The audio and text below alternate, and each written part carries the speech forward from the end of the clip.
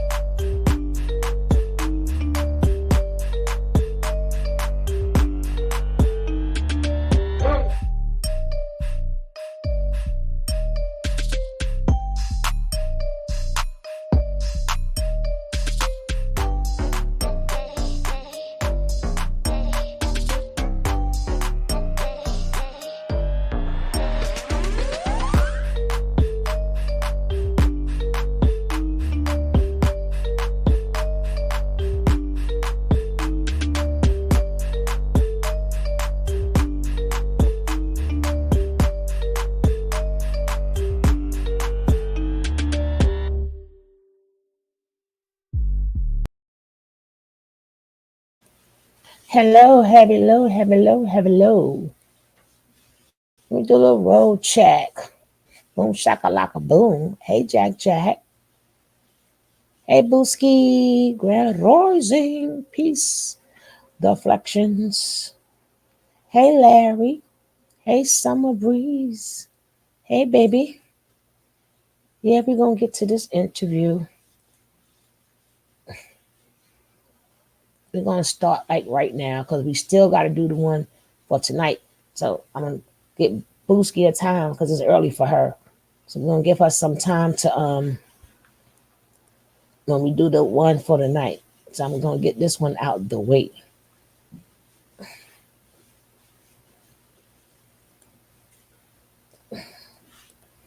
Let's go.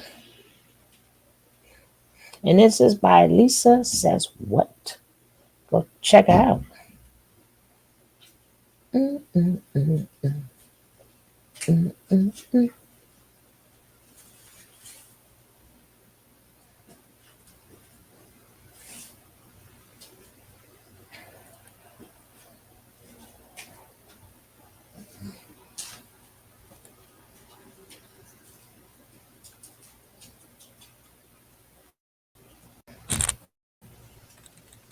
People that are, right in the midst of this was who I believe was that verdict. That's funny you said that because I recorded a video um, in conjunction with the documentary production concerning that topic. So, of course, the night before, I couldn't hardly sleep. I got up as soon as the sun came up. I was up. You understand what I'm saying? And the only Mm-hmm. person that I could find that was streaming the court proceedings was a guy by the name of Dennis Byron, Mm. allegedly Brother Polite's uncle, but I haven't confirmed that at all. But you know, the jury No, obviously it's not spoke to his him. uncle. From my angle, I'm like, it take long, but 9 o'clock roll around, 10 o'clock roll around, 11:30, 31:30, like Mail ain't came out with no verdict yet. So I'm like, I bet. I'm trying to go to sleep like it's the night before Christmas. I'm trying to do everything to make the time go by because I can't think about nothing else. I can't do nothing. I can't do my schoolwork. So I was like, man, let me go out. I went to the UPS store to package. As Mm-hmm. soon as I get in the car, it started raining. And then I got Uh-oh. the live stream playing. And then they're like, we have a verdict. I'm like, really, bruh? Right now, while I'm in traffic, it's raining. They about to deliver the verdict. And literally, I'm at the stoplight in the turning lane when I heard them say guilty. Whoa. And I'm in the car. Mind you, it's people to my right, people to my left front of me. And I'm just hitting the steering wheel, like, let's go, let's go, let's go. And they say guilty. I'm like, let's go, because the really the only one not to devalue the charges, but the main one was count one, the R charge. Yes. Once they said guilty on that, I ain't even really care about the rest of the charges, but I was Yeah. I was amazed and relieved that they found him guilty on all five charges. And like my wife said, in that moment, my faith in humanity, my faith Mm. in the justice system was restored after having been underneath the ideology that all of this was ignorant and all of this was evil. I'm like, nah, bruh. And then I'm so glad that it was my state. I'm Yes. so glad it was Georgians that said, we don't want him. It wasn't just the jury because they represented the state of Georgia. The state of Georgia said guilty. The state of Georgia said, we don't want him out here in our targeting our daughters, our sisters, our mothers, ever. And I was so proud in that moment. You understand what I'm saying? Yes, because for those of you who maybe have been living under a rock, Aaron Dixon is a Georgia boy, born and bred. So I can definitely understand why you would feel that way. And Georgia hasn't been too kind to cult leaders. Um, they've gotten rid of a few. Yeah, yeah, exactly. Were did you get a chance to share that moment with Kendra? Um, Briefly, because as soon as the verdict was read, we had to immediately start preparing to get on the Zoom call for the impact statements. Did now you did you have heads up that that was probably going to happen? Nah, nah, nah. Like it was literally moments. But actually, it was moments. It was either moments before the verdict or moments after the verdict. Mm, And mind you, it's raining. I'm driving, so I'm trying to get to a place to stop so that I can actually be able to deliver a statement. But I right. told them that originally, I was like, I ain't got nothing to say. I'm just gonna let the women speak. You understand what I'm saying? Mm, But I actually was able to get to a position to speak as soon as Attorney Coveney said my name. I was like, boom, I'm ready. And because Kendra had to me, because Kendra had basically prepared such a great statement, I knew that it wouldn't make no sense for me to come back and reiterate what she had already said because she summarized basically all of our feelings in that one statement.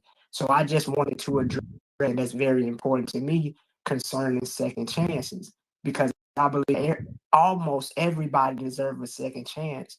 But personally, the criteria necessary to be deserving of that second chance is to basically admit your wrongs and agree to change your behavior, which mm. Mr. Bishop is incapable of doing. I think he proved that. He proved that. So you know what I'm saying? And when we look at cult leaders and cult members, we know that the cult leader is beyond accountability.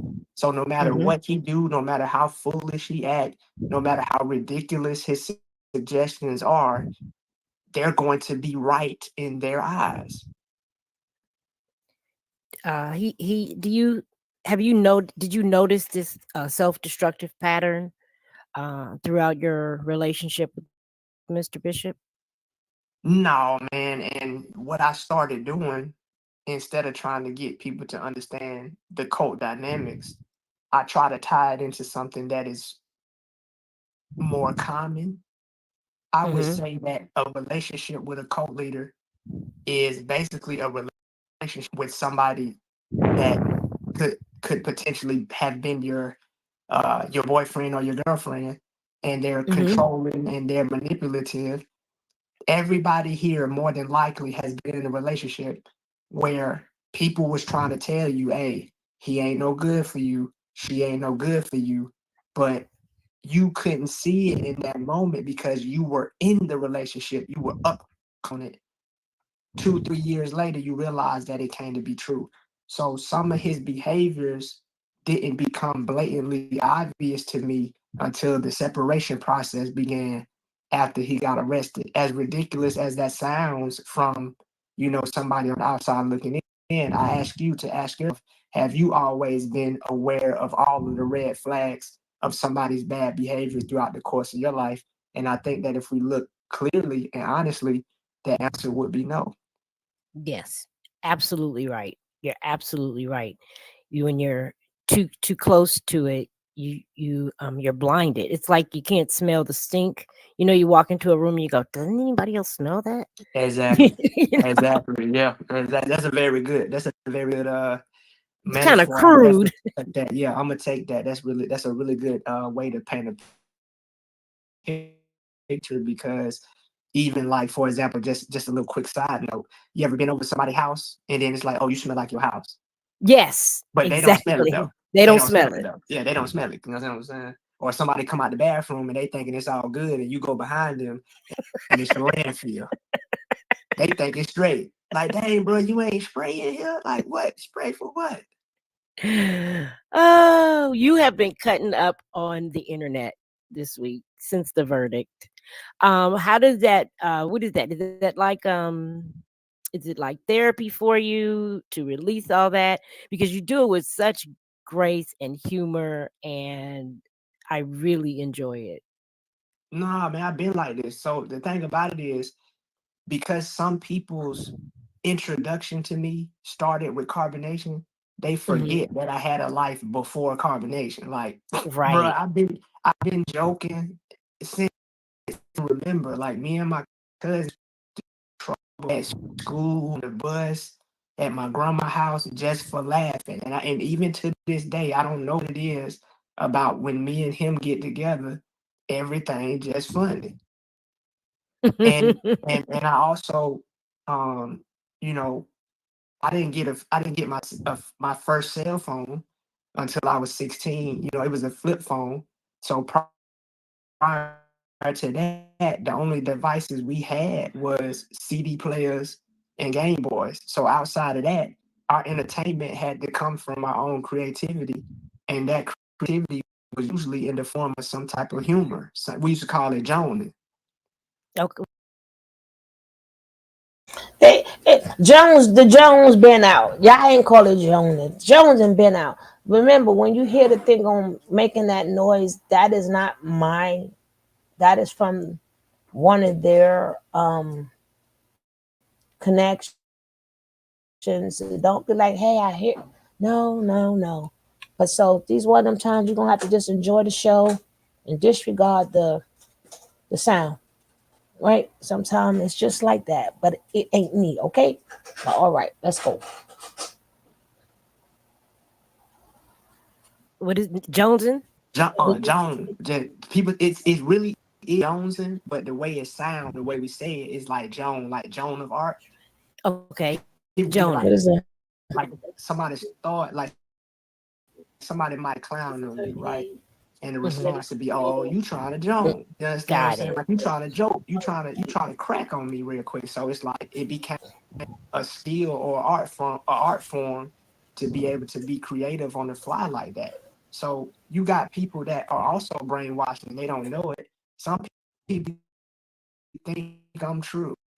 In their mind, I'm true. I'm like, bro, 30, I turned 35 this year. I was in Amen. combination for 4 years. That means there's 31 years in my life that you're not aware of. And you're sitting up here trying to talk about some true. Who really brainwashed? Me or you? Because I'm Aaron. Right. And you have been very eloquent in relaying that. But I think, some people are just going to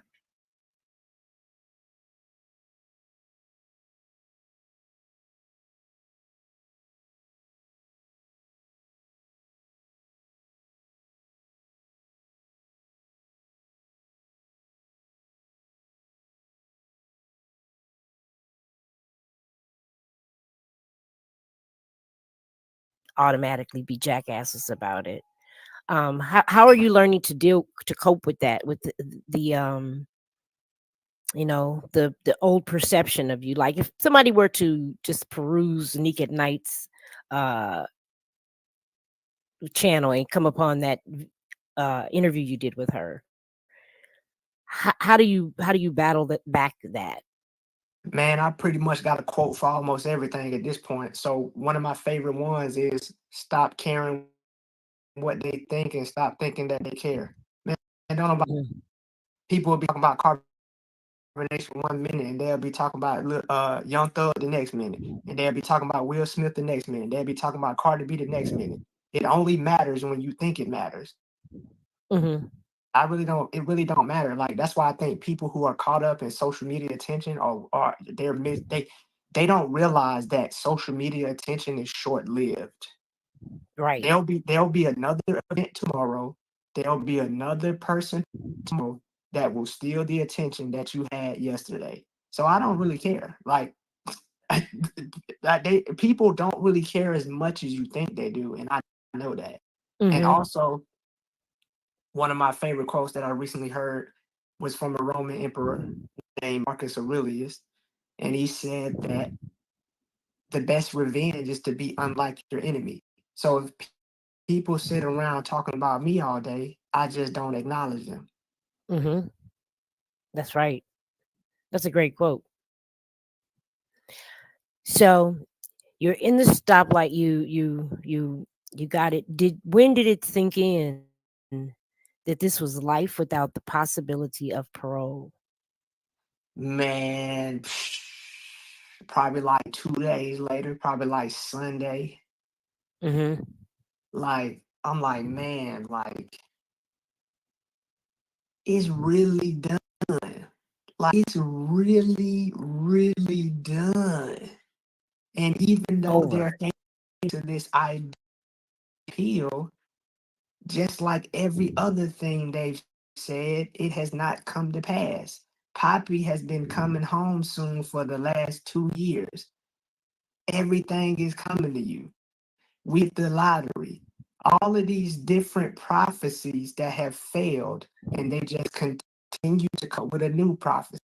And this appeal doesn't go through, they're going to start using shovels from Home Depot to try to dig them out of jail. Or or hopefully, you know what I'm saying? I mean, not hopefully, but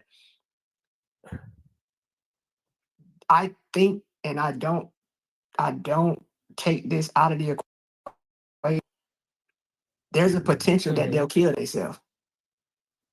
You think so? Yeah, for sure. I wouldn't put it past them because you got to think, what Did, if he dies in prison? What's your explanation then? right. What do you say then? That's He's going to scary. resurrect. They're going to wait for him to resurrect.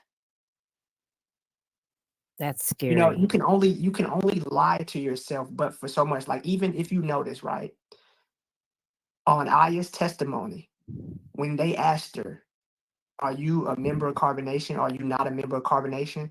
She had to let out a breath because she Mm-hmm. was tired in that moment of lying. She was Mm, like, like, here I go again, having to come up with another lie to protect this man. And for somebody like Aya, because Aya's a really good person. Tanisha is, Jayon is, Jax is, Juju is. None of those people carry the same mentality as or temperament as Bishop. They're mm-hmm. trying their best to curse people out. They're trying their best to lie. Bishop can lie like he breathing air. Right. They have actual souls. He don't. So they're literally fighting their own self to keep doing this, and it's taking a toll on them. You can for people like them, you can only lie for so long. Right. Bishop can lie to the day he die.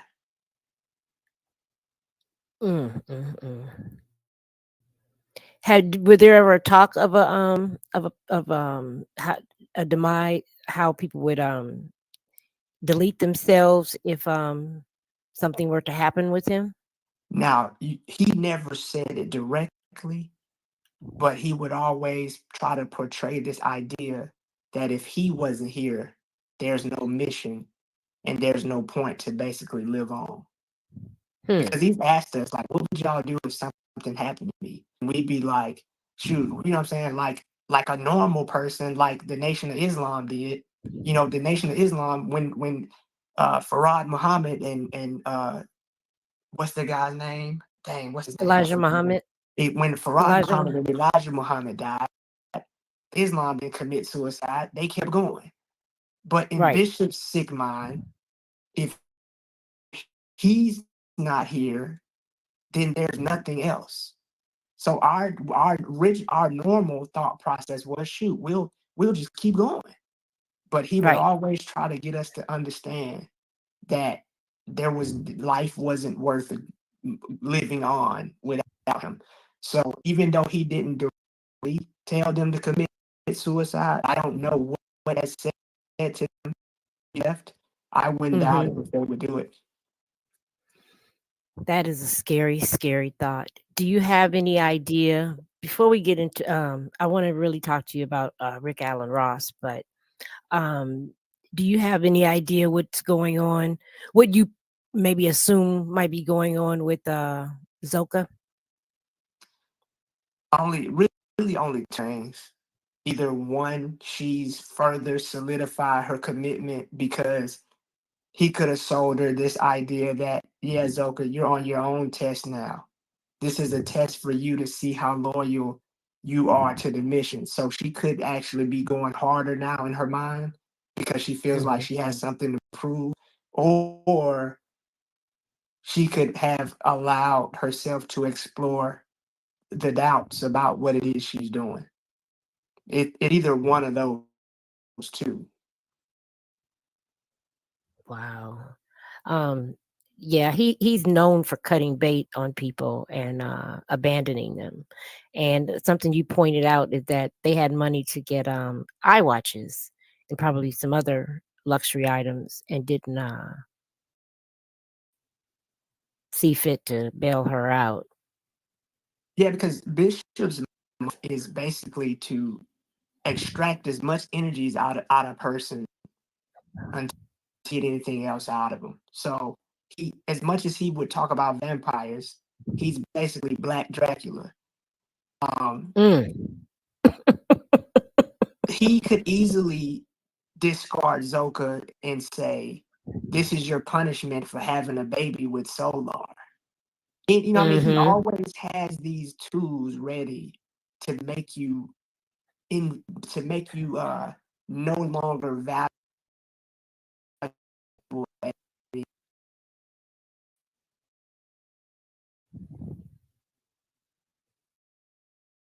To devalue. Snatched away at any moment. Do you know what or do you have an opinion on what her value ever was? You mean from my perspective of what I would think Yes. Bishop? Well, me, I Well, mean, well, you have a unique perspective because I think you know the working as much as anyone can. I think you know the inner workings of his mind. He's awfully predictable. With him. So, what is his? is lame for people to try to make themselves out to know stuff like they just really know. I can only just give you an opinion. Mm-hmm. Me personally, I feel like Bishop wanted people around him that were gifted and talented and then tried to snatch their talent as if he was the one that gave it to him. Like, bro, everybody that came there, whatever abilities they had them before they met you. Right. But he's trying to sell this idea as if he's some type of apocalypse from X-Men and amplified people's abilities. But that's what happens when you're a narcissist. Everything has to be about you. But me personally, just a guess, just my own opinion, I think he had Zoka there for, her beauty, her ability, her musical gifts, and also his ability to explore her sexually. That's it. Mm, wow. That's that's what I sounds the most logical because that is interesting that everyone there had a specific talent. Some people probably had multiple talents, and it was interesting that he would allow you to explore them, um, but not really. He was he. You guys could have done so much more with your talents, sold art, and was that just one of those fly by night rules he had that you couldn't work for money? That you guys didn't start the sustainable village, and was there ever a discussion about that? Here's the thing, as it pertains to what you were saying concerning the expansion of our abilities. Eligio Bishop is motivated by insecurity. So never beating him, even if Mm, that was for the betterment of the group. The betterment of the group didn't matter to him.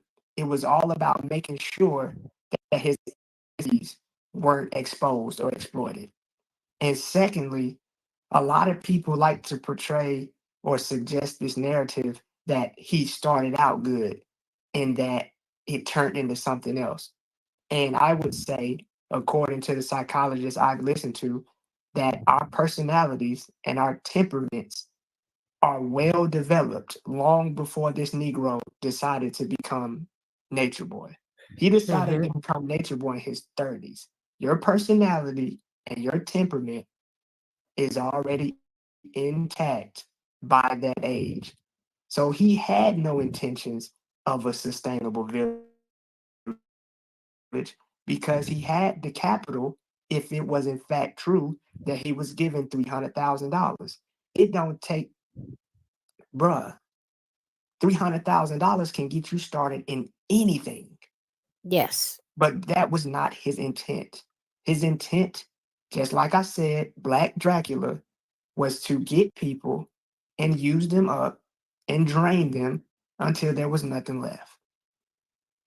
Mm. Whether that be money, whether that be food, whether that be music, whether editing skills, your barbering skills, your speaking skills, your drawing skills, Bishop wanted to drain you until there was nothing left. Mm.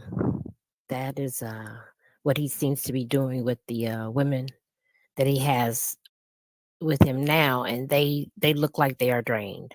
They look like they are sick and tired, and like you said, exasperated. Aya had to let out that big, before she could explain her membership in carbonation. Um, I wanted to talk to you about Rick Allen Ross. Did you have an opportunity to hear his testimony? I did. And I believe that that was really paramount to help the jury understand before, prior to the testimony, to kind of let everyone know that this is not uncommon, and that anybody can join a cult, and people listen to you and they hear you talk, they hear you speak, and you're very articulate and funny and you're great timing. And they go, how did this guy get caught up in this? But Rick Allen Ross was, quick to point out that there are doctors, lawyers, and Indian chiefs that have all succumbed to authoritarian cult leaders. Yeah, because I give you an example I got from this documentary called The Social Dilemma. Hmm. And I think it was a beautiful explanation, right? Your intelligence has nothing to do with the inherent vulnerabilities of, and Hmm. and the guy tied it into this beautiful description. Magic, magic tricks. Even a guy that works for NASA, a guy could be a heart surgeon. He's not aware how his own mind works. That's why a magician can do a trick on you because he's exploiting a vulnerability of your own mind. And it doesn't matter if you Mm. have a PhD, it doesn't matter if you have flown to the moon and came back. The human brain, by default, has vulnerabilities. It, your intelligence level does not remove those vulnerabilities. What tends to remove our vulnerabilities, unfortunately, is either experienced directly or indirectly through somebody else. For example, I give you another beautiful example. When you're 16, all the 25-year-old people look so cool and mature and knowledgeable until you're 30. Yes. Do Yes. you remember being a freshman and how Hmm. mature and big and smart the 12th graders looked Oh, yes. until you got in 12th grade? And then you realized, oh, wow. Then peep game, right? When you were 16-year-old girl, a 25-year-old man could probably manipulate you and get you to do just about anything. Oh, But yeah. Oh, at now, 16, absolutely. but now at the age you are now, a 25-year-old man couldn't do those same things. You see Right. what I'm saying? So Hmm. intelligence has nothing to do with your ability to recognize vulnerabilities. Unfortunately, sometimes we have to have them through experience, or either we can see somebody else go through those experiences and be like, nah, I'm not going to do that.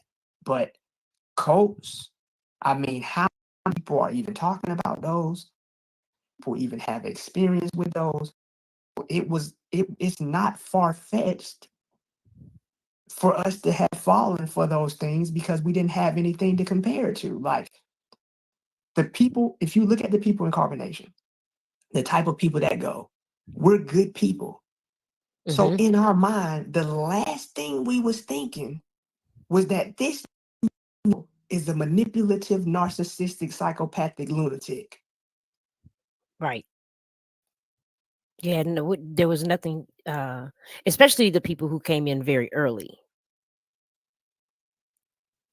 I think all the people that came, I mean, because you got to think, people say, y'all chose to go out there, but we didn't choose to get abused.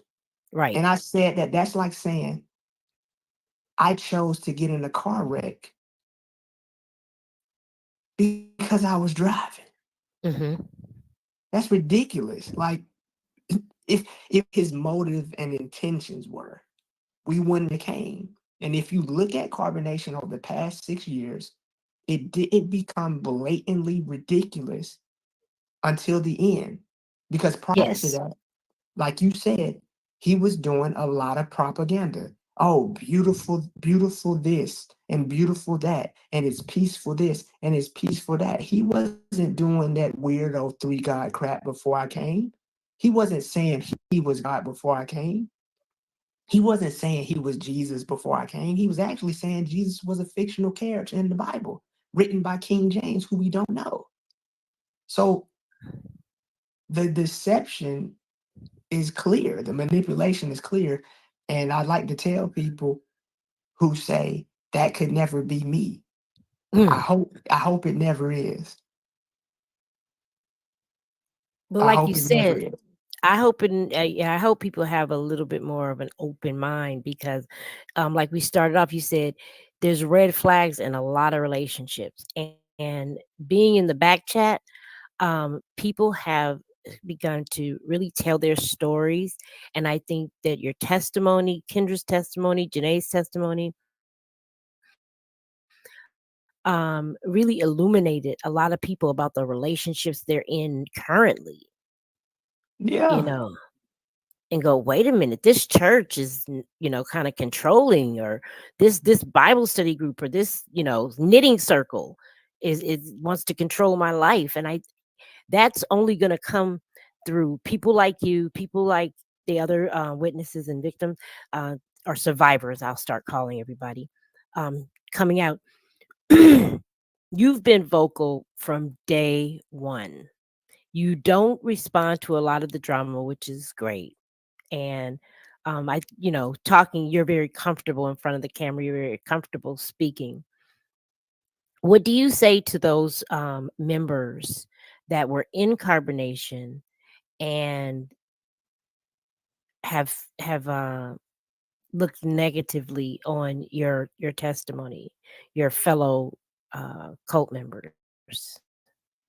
Oh, I can't say none of them. I got my own personal code. Hmm. I can't address them people because I understand the motive. The Mm. idea is to say about me so I can say something about them. So they can say something about me. So I can say something about them. Like, no, I'm good because I already know what it's about. Like it don't matter. Like whatever you got to say about me, that's your opinion. And everybody got one. And when I know that people, like for example, right, I didn't testify so I could get views. No. I didn't testify so that I could do interviews and be on people's thumbnail. I wanted to testify because I didn't want to leave Janae up there by herself, knowing what I know about this person.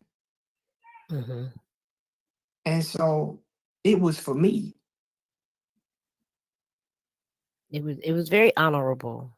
I mean, because a lot of people um, would not have put themselves through that, especially the women.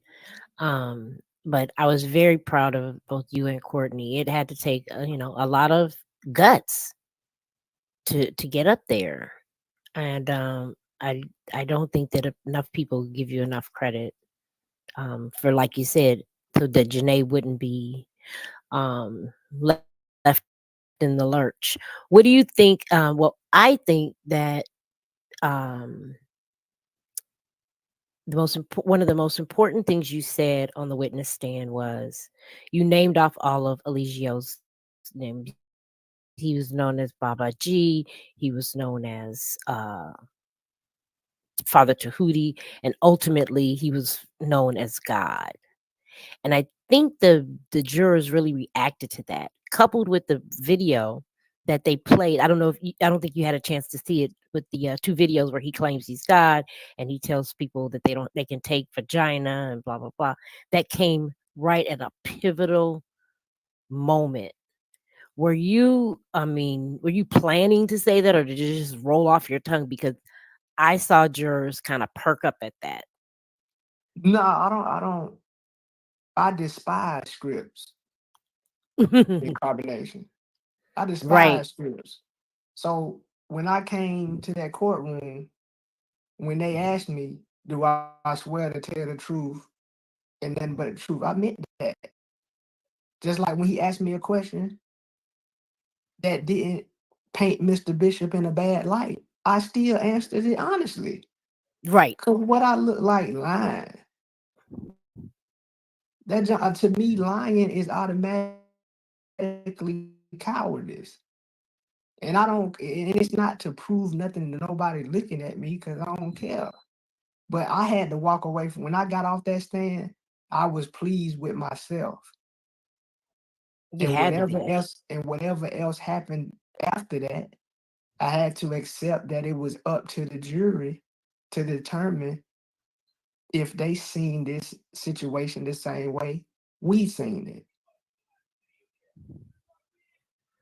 When you testified that Eligio had this preference, which blows my mind, for made a difference between the colorism, and you and Kendra seem to have been closely affected by that, putting the dark skinned woman with the light skinned man. How did he rationalize all that? Where he was basically, saying that melanin was the molecule that made humans more superior to those who lacked the pigmentation. And so, in order to not perpetuate generational curses, to light skinned people would not be appropriate because it would increase the chances of that child having a higher melanin content. You understand what I'm saying? Hmm. So, in order to increase the odds of the child having darker skin pigmentation, then light skinned people needed to be with the darkest person they could find. And he would also use, albino animals as justification. Albino animals uh typically, I haven't even looked into it. I just took it for his um apparently, according to him, albino animals always end up mating with the original to deter the perpetuation of the albino gene. But looking back, it doesn't make sense because the albino gene can pop up at any time, even between two dark skinned people. Right, right. So it's like, you know what I'm saying? Like, so I heard a guy say this on the internet. He said that sometimes we have a tendency to trade what sounds good for what's actual facts. So Hmm. that sounded good. A lot of the things he said sounded good, but I did not have the opportunity to investigate these things in great detail because he was always talking, or we was always doing something, or it was the police, or we were traveling, or we were flying, or somebody was arguing, or it was a real Negro moment, or this person is in a meeting, and it was always some other shenanigans that prevented us from going into detail. So by default, we would just start repeating the rhetoric. And Right. repetition breeds acceptance. Mhm. And he, talking and talking and talking for hours and hours and hours with this indoctrination. When he wasn't talking, did you guys were you guys listening to the downloads? I mean, how much of a presence, what omnipresence was he? Yeah, that was a routine thing. Uh, if he wasn't talking, we would be playing his videos in the background, and everybody was supposed to have the same mindset anyway, so we were repeat same verbiage to each other. It was as if we was infected with a mental virus. So even when he wasn't physically using his mouth to speak, whatever it was that he had taught was still being perpetuated and continued through other forms. Yeah, I heard that. And then I don't. Imani, I think she's a friend of yours, said that Oh while yeah, that they were have to listen to him in surround sound, yeah. constantly.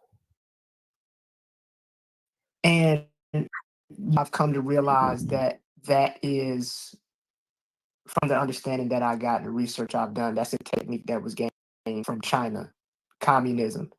Hmm. Brainwashing actually came from a term in China. It was basically they introduced an education program to the whole country. And a part of that process is having somebody repeat things over and over again, whether that be through a loudspeaker type of tape recording. Hitler used the same strategy well. So and we also know that we tend to digest music easily as well. So I think that him having them listen to him on the loudspeaker just spoke to the ability for the brain to digest things that it hears over again. What's been one thing that you've been able to glean from this experience that has really been the been really impactful for you, that you've really that has really struck you about I mean, I know you said you have a newfound, are you your the justice system has restored your confidence in it since the trial, but have you learned anything about yourself? I think that it's not just about me. Hmm. I would say that this situation speaks to the resiliency of the human spirit. This was an unfortunate. I've heard stories on channels like Soft White Underbelly of people who have went through some absolutely absurd things, and that's Right. a lot. In comparison to my experience, I look at those people, some of the stories I heard, and I'm like, how did you do that? Main takeaway I got from it is that the human spirit is very resilient. And another thing that I got from this is that I actually believe karma is a real thing. It has to be a real thing. I think that we can argue about the name. Some people say God, some people say Allah, Krishna, Ra, whatever. But I really think that there's some type of force or some type of entity that is not domineering over humanity, but it's almost like it's intertwined with humanity and is kind of guiding us in a subtle way, not a manipulative, forceful way, but in a way that really makes life beautiful. And it makes you feel like, we're not the most pain.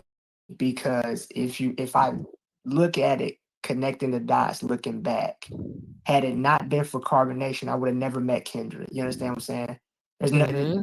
the chances of leading her is zero. And by default, the only way Jaomi would have been possible is because of her. If I would have had a Right. child by somebody else, it would have been a completely different child. Mm-hmm. And so I look at, and then I met her family, and she's met my family. So it's like these things would not have been possible had it not been for this situation. So it's like it speaks to that statement that sometimes God will take you through hell just to get you to heaven. And on the other side of darkness, there's always some form of light. Where I go, boy said, he said, the the I can't remember, but I have to get to it. But it's something along the lines that the dark right just after the darkest moment It's is the always darkest before is the dawn. yeah, it's always darkest something along the lines of that. Yeah. So it's like even as tragic as this situation was, it's amazing how some beautiful things came out. Yes. That was one thing that that Kendra um he asked her if was there any good things about carbonation? And I can't remember exactly what she said, but she said something to the effect that I wanted it to be, Mm-hmm. you know. And I thought that was such a powerful, powerful moment in the testimony. And you guys are truly, me and my husband have been married to we've been together 25 years. And um I don't know if we could have made it what you guys did. So it's a testament to how much you love each other. And I really am happy about that. I'm happy that you guys have this kid that is just brilliant, you know, and I'm really happy that you guys have been able to stick together because a lot of people couldn't in all of this turmoil, especially these past 2 years. If you want to talk about a little bit how these last 2 years waiting for this day, for this time um, has been for you. Man, I basically just been uh cleaning up the mess that I left back here, um, involving myself with carbonation, financially, you know, um, repairing my credit, not through one of those people that can, but actually, actually paying the money back to the people. You understand what I'm saying? Like doing that, getting Because back. before you left, if you don't mind, you said before you left, was your credit was your personal life and your credit a mess, or did this happen as a result of? No, no, no. In order, because I was operating underneath the ideology that my name didn't, my social security number didn't matter. It was just a straw man. I used my credit cards and I just ran them up. I just ran Hmm. them up, and usually when you don't pay off a loan or credit card, it goes to collections. And so I called the collection people like, look, man, what can we do? Welcome. And you know what I'm saying? We worked out something. I paid them their money back, and I'm good now. That's good. That's good. Simple as And that. that's all you need to do just for all you people out there who get freaked out and, start getting desperate thinking you have to pay somebody to fix your credit for you. Aaron just told you exactly what you need to do. Oh no, man, like, and that's another thing too. Like, you, man, I ain't nobody, man. Like, I really ain't nobody. Like, and I think people. This is my personal opinion. I think people who have their self based on the internet is lame. Like, I ain't Yes. nobody, man. Like, that's just what I did. Like, don't you understand? What I'm saying? I don't claim to be nobody that people should follow or people should model themselves after. Man, I'm regular, bro. I eat cereal, I play video games, I watch movies, I go to school, and I'm a country dude, man. Like, I'm a simple person, dog. Like, I ain't it ain't like I don't want to get up here and act like I'm some type of transformation coach and you should listen to this and all that. That's so foolish to me, man. I know what you mean. Let me tell you. So you're a country boy. Do you fish? No, man, I don't even really like fishing like that. I really don't. I don't even eat meat no more, so it wouldn't be no point for me to, even when I was fishing like that. I like Okay, I you did like I shooting. did I did like shooting on, I don't shoot animals no more, but I remember I used to sit on my grandma's porch with a BB gun and shoot birds and squirrels and dogs, all Oh, that type of stuff. But as you know what I'm saying, but what's the countryest thing you'd still do? Because I can tell you the ghettoest thing I still do. I don't live in the ghetto no more, but I'm still ghetto. dang, I don't even know, man, because I don't know, cause like I guess just the way I talk, I don't really do like I don't eat meat no more. So I would have said eat squirrel and rabbit and stuff like that. But Oh, did you really oh used to? yeah, that's all good. Squirrel and rabbit? Squirrel, rabbit, goat, Oh all my that, goodness. raccoon, everything. No, not raccoon. Yeah, That's they country. they still get down like that to this day. Oh, I can imagine. Yeah, Crystal Mons is reacting to you shooting dogs.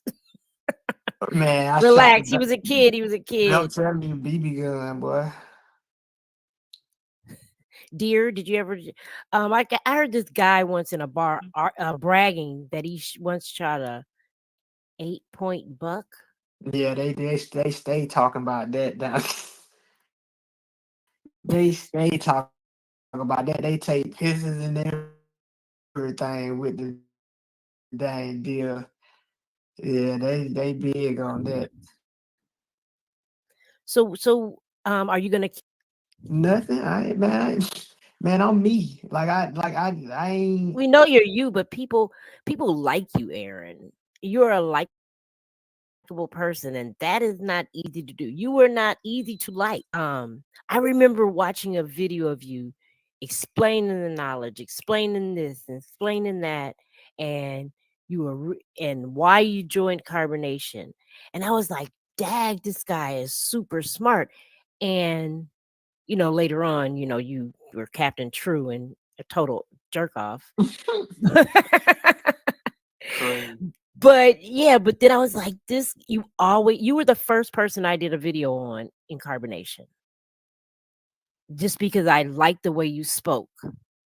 Yeah. And you were very convincing, and I count you as one of those people, that did some really good propaganda for the cult, some of your downloads. I mean, I didn't understand anything you were talking about, mind you, but Right. you were there was something that attracted me to you, and I think people really enjoy hearing from you. No, I feel that, but and I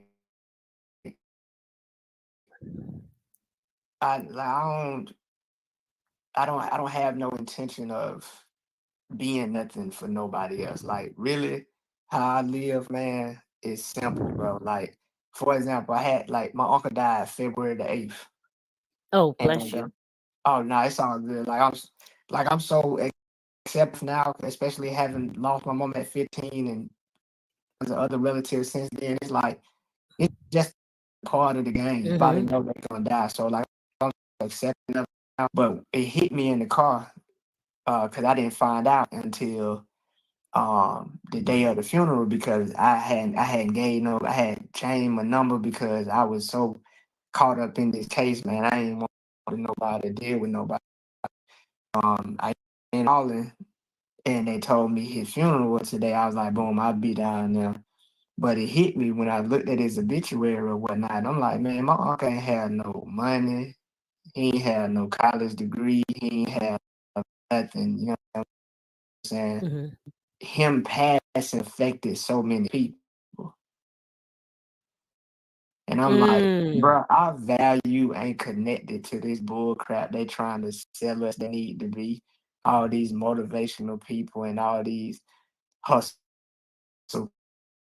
culture people. Like, man, y'all can go sit down to me because I don't have no going out here trying to prove my worth. Like, to me, the fact that you got to prove your worth is an indication of how worthless you feel. It's kind of like Eligio Bishop. the fact that he had to blow himself up, the fact that he had to make himself big, all he feel. So I don't care nothing about that. If you like me, that cool. But I don't have no intentions of meeting nobody's standards or expectations but my own. Cause when I die, shoot, you understand what I'm saying? This only really my family gonna care. You That's not true. understand what I'm saying? That's not true. Because you gotta think what you like is an idea. That's it. Like it's really you. You really like an idea of who you think I am. But like I said, it's 30 something years worth of who I am that ain't on the internet. It's kind of like Nature Boy. Like we are nation because of the idea of who we thought he was. So Hmm. might not really like me if you dealt with me on a regular basis. You might only like what you've seen of me on social media. So I ain't even gonna attempt to meet nobody's expectations because I might let you down. But I'm always gonna choose over what you Hmm. over appeasing you every day. Well, that's good. That's good. I still think there's some. I know what you mean about the hustle culture and the, hey, listen to me, my life, I fixed my life, I've done all this and all that bullshit. I get Yeah, it. I ain't doing all that because the thing about it is this: how I look at it, right? If what I heard from like Neil deGrasse Tyson and all the physicists and solar system guys, eventually the sun is going to get to a stage that all stars go through, and the sun is going to become what is known as a red giant. And that red giant is gonna consume the earth, and ain't nobody even gonna know we existed. So I don't care about leaving Naturalist, no. I want I you don't to care nothing come about up. leaving no mark and generational I want wealth, you to man. come Everybody up, gonna. naturalist. Is there connection? But I would love for you to come up. I would love to hear your experience. I would love to hear if you want to. I know you've been doing this for a while, and I wanted to speak to CC's who was doing it. If you want to come up, fine. But I would love to talk to you. But that is their connection.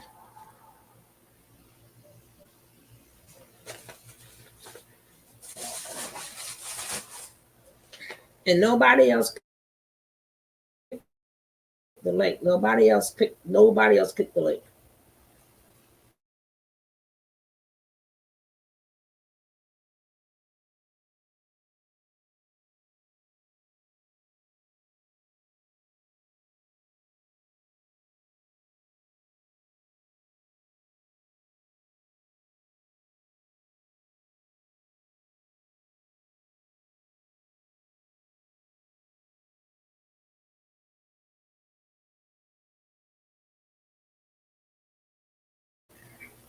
Okay.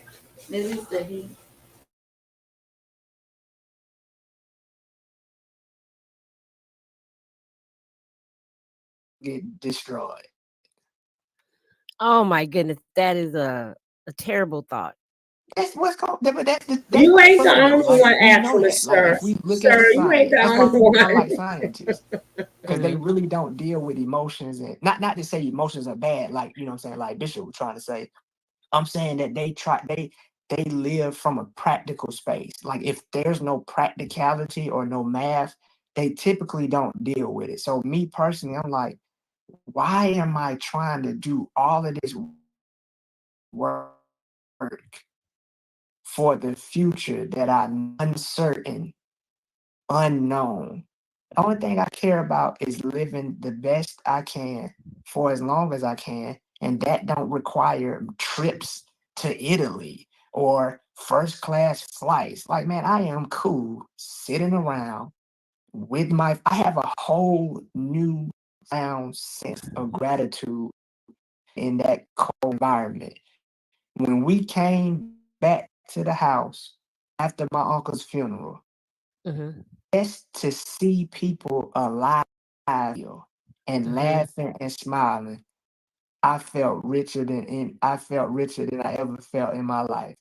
And it ain't had nothing to do with no doggone money or no car or no house or no credit score. I don't care nothing about that. I don't care nothing about that mess.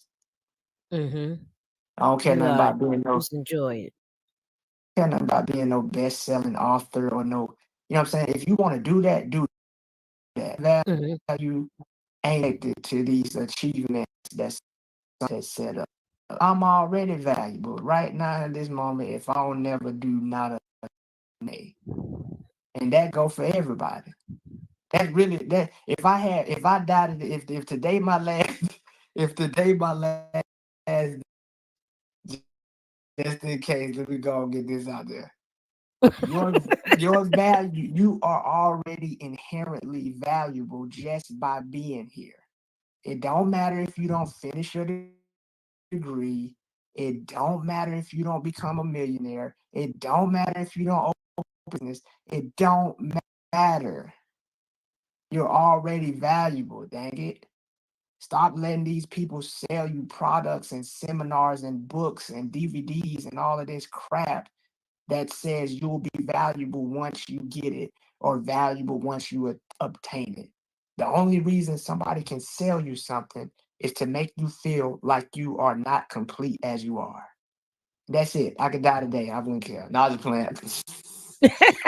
But you know what you're saying is, with the people who buy the seminars at like LifeSpring, um, we all, a lot of us don't even know that we have been in cult like environments.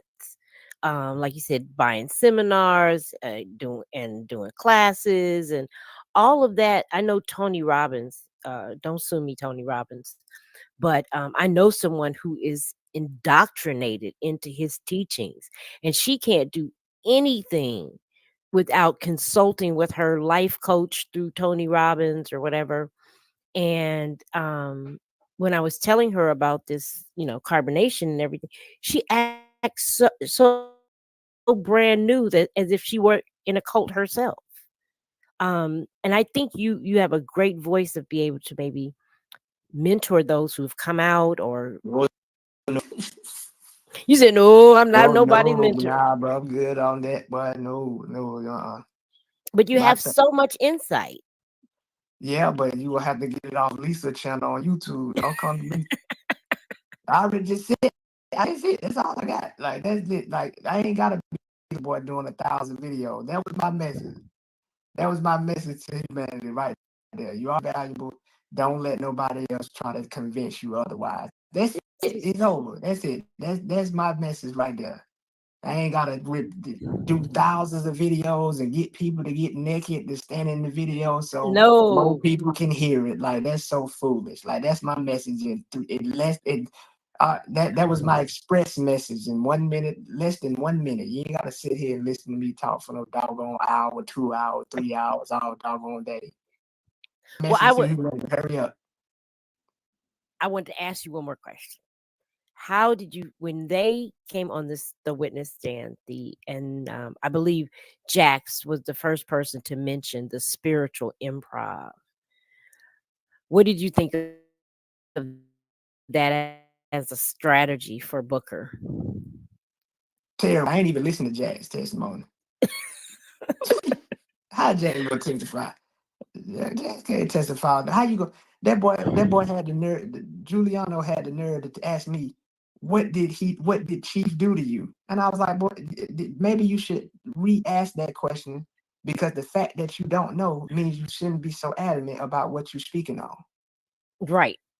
But he didn't get that far, and I ain't even bothered to try to assert that to him because Hmm. Jack's like my little brothers, and I already see what they doing. They look at. I can't believe they have the nerve to be doing what I already did. Like I ain't did it. Like I know Like where you didn't y'all at. write the book on it. I'm like, bro, I already done did what y'all doing, and go ahead. But rates just like a car, you gotta run out of gas one day. And when you run out of gas, I'll be here to laugh at it. I'll be here right here to laugh about it with y'all. Cause I know them guys. Them guys some good guys. Like, and people like to say, I's not slow. No. Eligio Bishop's slow because she's doing what he's telling her to say. So you can't hold Aya accountable because she's literally doing what Eligio Bishop told her to say. And so he's the one that's slow. F not slow. Malia's not slow. Zoka's not slow. None of those people are slow. None of those people are foolish. They're using whose mind and whose order? The dumbest person on the planet. So who Yeah. really dumb? I was really surprised at his level of intellect. I thought it would be much higher and that he would exhibit it at the trial. But he just the more he talked, the more he antics he pulled proved that he really is l- poorly educated. He's an insecure coward because you online, you was the gift gab and you was the master manipulator. Why is Robert Booker speaking for you? Why didn't he take the stand? You should have took the stand and you should have represented yourself.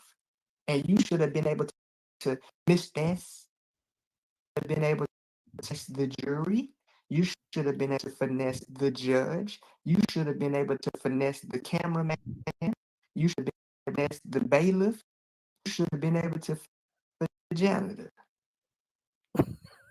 The way you talked before you got arrested. Now all of a sudden you have somebody else who's what? According to your teachings, is a Babylonian. You had a Babylonian represent you in court because Yes. you're a coward. You couldn't even stay in the courtroom to hear your own verdict. You had to take COVID. That's why I went and got what they say, how y'all say on the internet, receipts. I went and got some receipts channel of a video that's still on your page of you saying that COVID is something the children of God should be happy exists. Now, all of a sudden, 3 years later, is a threat to your life because you're a fraud. Hmm.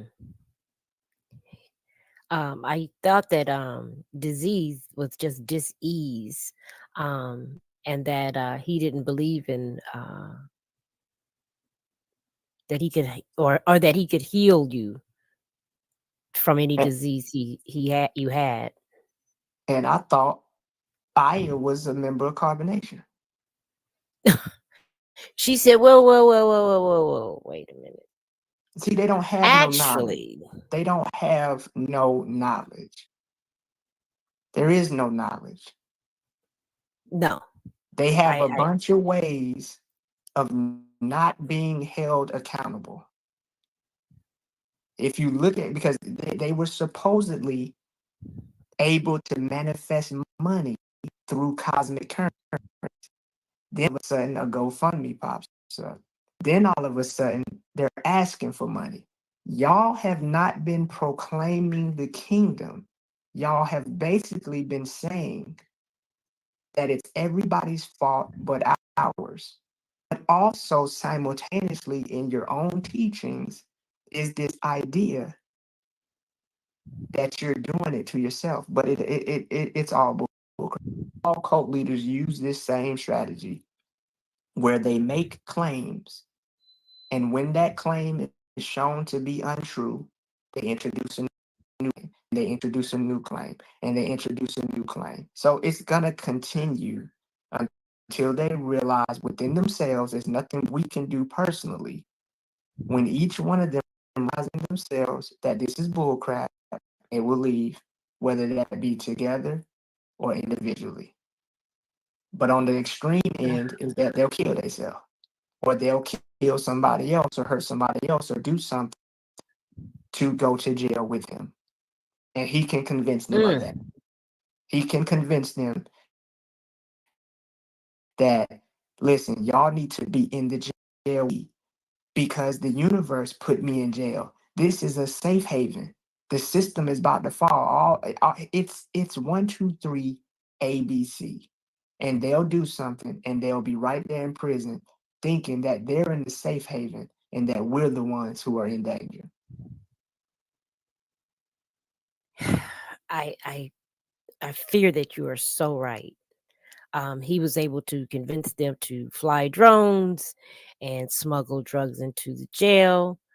Um, so committing sideways is not a far cry from, you know, what he could possibly have them do, which is just terrifying. Terrifying. People out there want to know what they can do, what they should do in regarding their emotions regarding these three women or four women that are still left. Would you encourage people to continue reaching out to them? Do you think that helps? Um, I would say that every cult member is unique Hmm. and that there's no real formula as to this is what you need to do. I don't think it would hurt because, you know, those things that y'all say or that we say, they challenge their belief systems and they think about those things. They're not going to tell you online, but whenever they find that solitude, whether it be in the bathroom or right before they're about to go to sleep, they think about it.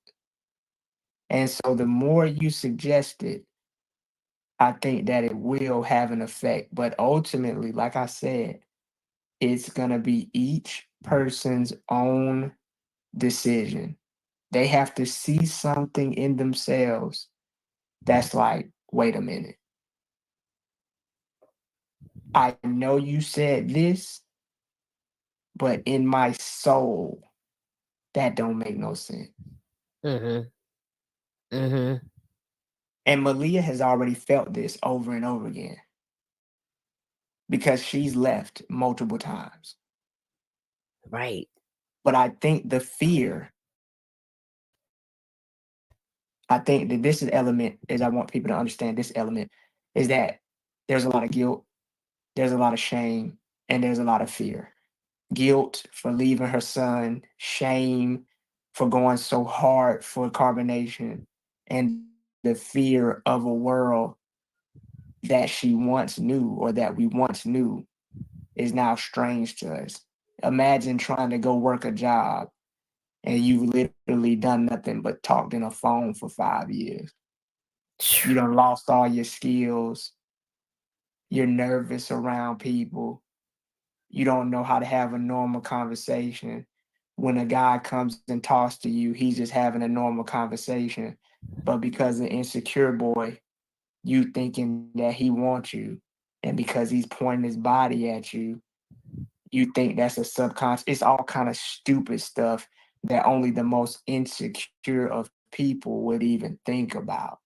So you have to basically simultaneously you have to deprogram yourself from nature boy's retarded mind frame and also reintegrate yourself back into society at the same time, which is very difficult. Did you have a lot of help getting back to Babylon? No, well, I had a support system in the sense of I had a place to go. I had some, you know, what I mean, I had a stable environment to the point where I didn't have to worry about shelter, food, and water. So I was able to do things like study, Hmm. watch documentaries about cults, read books about cults. So I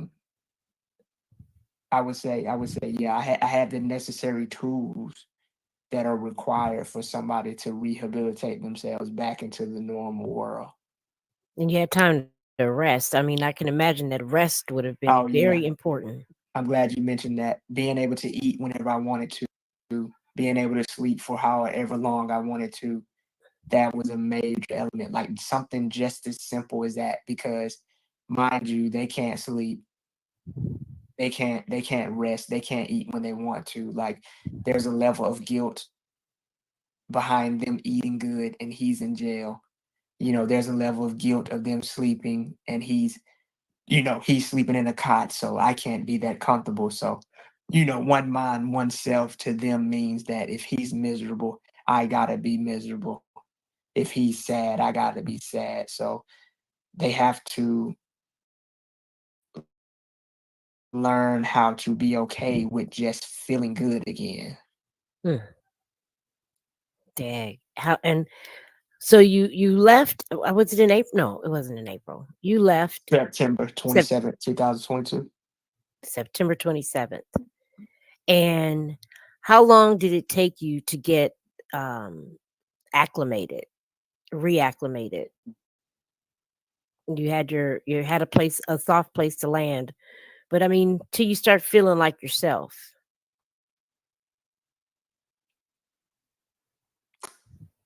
I don't even know if I'd even be able to quantify that because it's such a blur, honestly. It's such a blur, man. Like I don't even think I would be able to quantify that. It's so difficult to even remember like what month or what time frame it was when I felt normal again. Mm, But I wouldn't be able to. I wouldn't even be able to pinpoint that. wow. Do you feel normal again?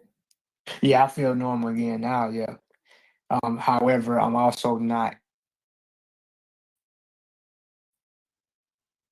overconfident because I know that there's no standard time frame like it would be bone. You Hmm. break your bone, a doctor can give you a time frame on when that's going to heal. If you get your wisdom teeth pulled, there's a general time frame, but I make sure I examine myself as much as possible because the last thing I want to do is to bring some daggone nature boy traits into somebody else's life.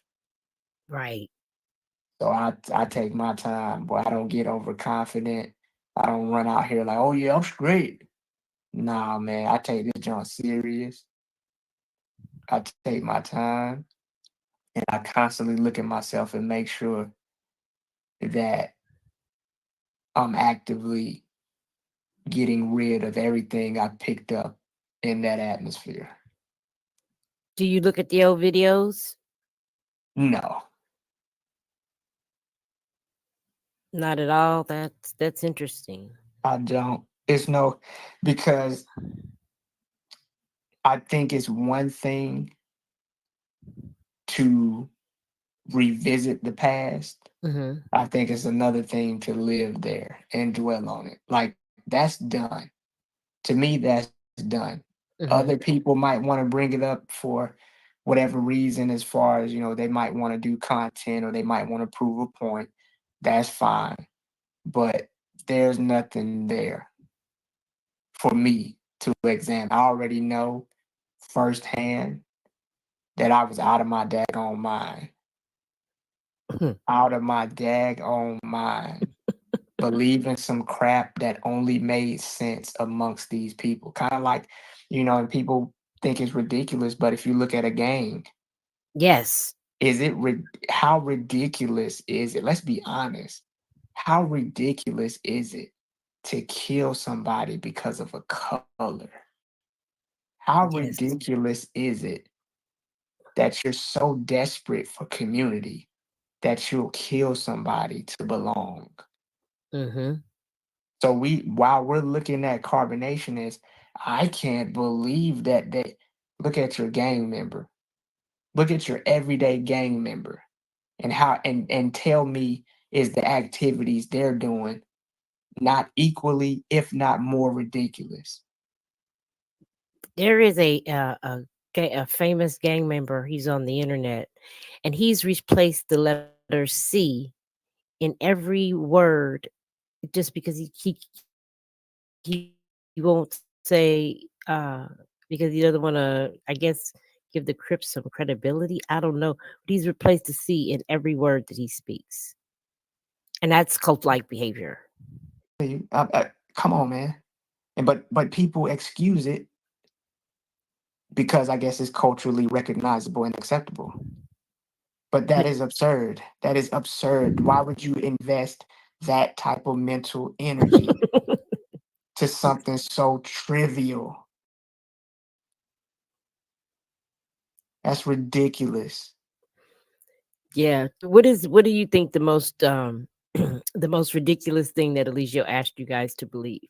I remember at one point he was just making mouth noises, saying one, two, three, and he would go click clack, click clack, click clack. Oh yeah, I remember that. Yeah, I know what you're talking about. Yeah, it was supposed to be some type of. I guess he wanted to exercise some type of African attributes, but Okay. um, man, like, wow, that's the most ridiculous thing.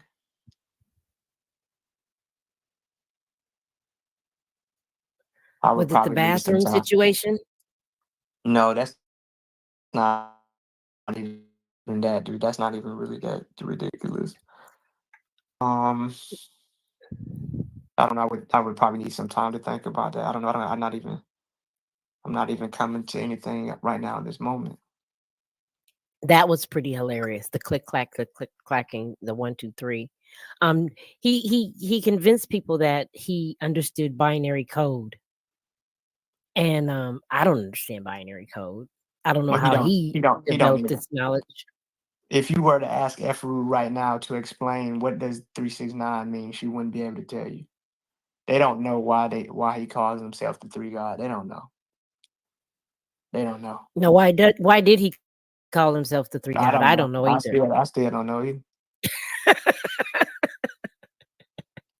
I that don't know. that was was it really intense? Did that Sinetta interview when he just kind of went all into that character? Were you guys expecting that? He just kind of lost it. I mean, like his peel was coming off his banana. No, his peel has always been off his banana. Like that's the thing. Like people steer off course in Atlanta, but Eligio Bishop has been crazy since the sperm hit the egg. That's why people. That's why it should. Everybody doesn't need to have kids, and certain people Ooh, don't need to have kids together because then you leave the rest of society to deal with your mistake. that is true. That's harsh, but true. It's crazy that his parents don't know that their sexual encounter led to the destruction of so many other people's lives. Right, That's right. amazing. Do you believe his origin story about his parentage and his siblings? I don't believe nothing that comes out but Eligio Bishop's mouth, not even his height and weight. I heard you say that. Who lies about their height and what? Yeah, I don't believe nothing. That's to lose all your credibility, to have zero credibility, and for people to still, you know, believe in you. How big would you say his following is now? Um Now that I look back at it, it was never big. Mm. There was a great misconception with how many subscribers he had on YouTube, but subscriber count and follower count are not the same. Ah, I don't think Eligio Bishop ever had a large following. A following and people watching you is not the same thing. mhm, mhm. And the crazy part about it is even the people who claim to be his supporters, who are creating an echo chamber for the current cult members, when the camera spent around, those benches behind him were empty. Empty. So what are these people actually? Because they're definitely not supporters. Because everything they said about him on the internet, it didn't make it to the courtroom, No. which means they had no intent of even doing anything to change the direction of the trial.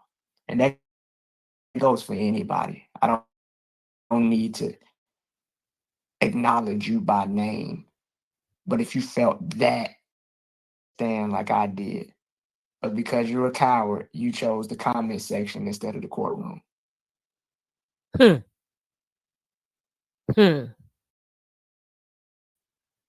Tell it. I mean, that's the truth.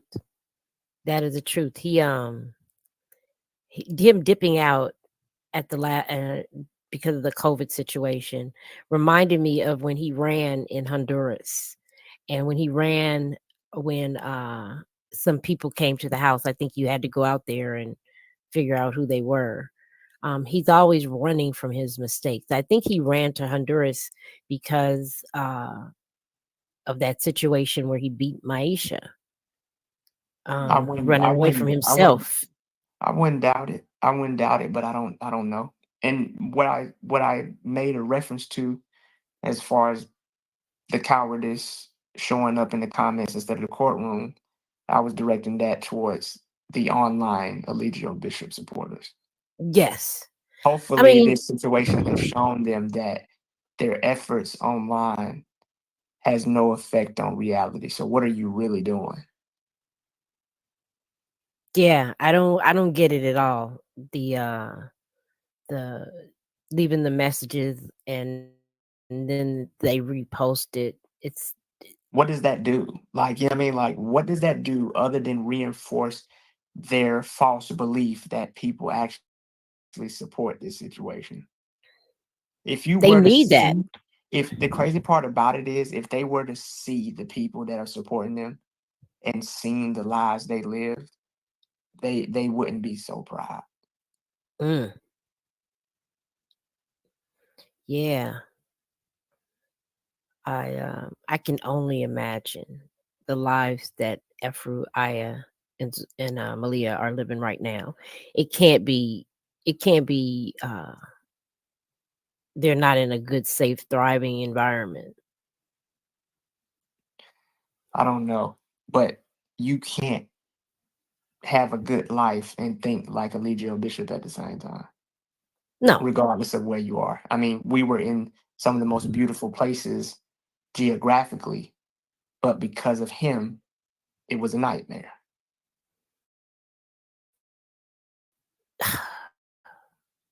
What was the most beautiful place you've seen so far?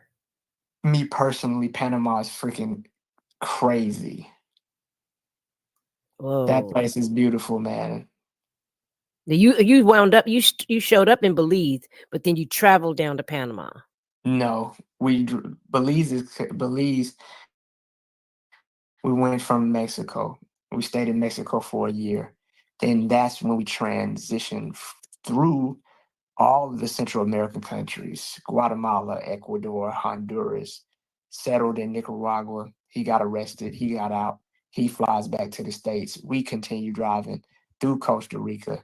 And you have to stop in Panama because I didn't know this, but I could be wrong. But from the information I got, you can't drive from Panama to Colombia because of the terrain. Oh, Like you, in order to get to Colombia, you have to fly. okay. So was that your plan? Th- No, we just stopped in Panama and we got deported. When we Ugh. got deported, that in turn required everybody else who didn't get deported to buy a plane ticket to South Carolina. What was in South Carolina? Some guy named J5, and we rented it. So like you, what do you say? What do you call it? A place to make a soft landing. Uh huh. So J5 is a, well, it was, or he could potentially still be. I doubt it. But at the time, he was a fringe member, somebody who supported Carver Nation, but didn't actually identify himself with it on his page or by face. So he allowed us to stay at his house for a couple of days. We regrouped, got an Airbnb, and that's when the remaining cult members at the time flew in from Panama. And then that's when Bishop drove to California. And then that's when we all ended up at Mama Cookie's house. That alone had you must have hours of stories to tell about being in once again in the suburbs in this woman's home with like 20 people. Yeah, I believe the highest number, if I'm not mistaken, the highest number got up to about 25. Oh my 25 people in one house. How did the neighbors feel about that? Didn't they complain? I'm not sure. I don't know. I don't know what their feelings was about it. I never spoke with any of them directly, but I'm sure that they were definitely concerned and on alert because that's not something you see on a daily basis. People outside and they're doing picnics and doing videos by a tree and they're talking to a phone and it's just different. It just looks like looking back now, like I said, we were so close up on it. We were so absorbed. We were so self-absorbed that Mhm. we had no idea what this looked like. Cause I'd be pissed. Like in the current location I'm in, if I seen 25 people living next door and they was sitting on the grass and the lawn and they were recording themselves and they was wearing head wraps and stuff, I call the police right now. Like, man, get this crazy junk away from me, man. Yeah, I just couldn't imagine. She was I thought that Actual, you are they were gonna actually 100% have her correct. testify.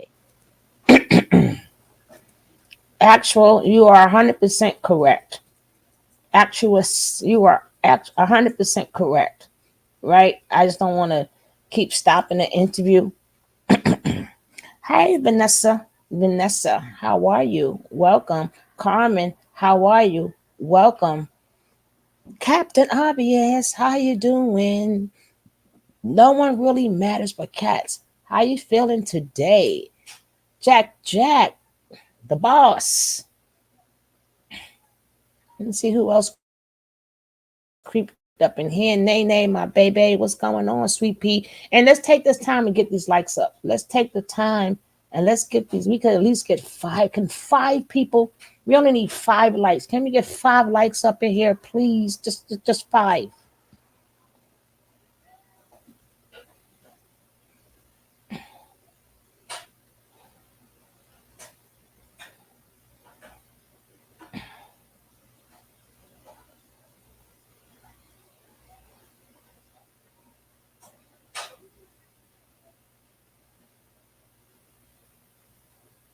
Trolls. That's not his real name. He changed it. They keep changing his birthday too. They don't know how old the man is. They don't know how old he is. I remember at one point he stayed 38 for 3 years. Remember one time for 3 years straight he was 38. Every birthday I'm 38. I'm 38. I'm 38. Mm-hmm. Mm-hmm. Mm-hmm. Mm-hmm. Mm-hmm. So welcome, welcome, welcome. He's 55.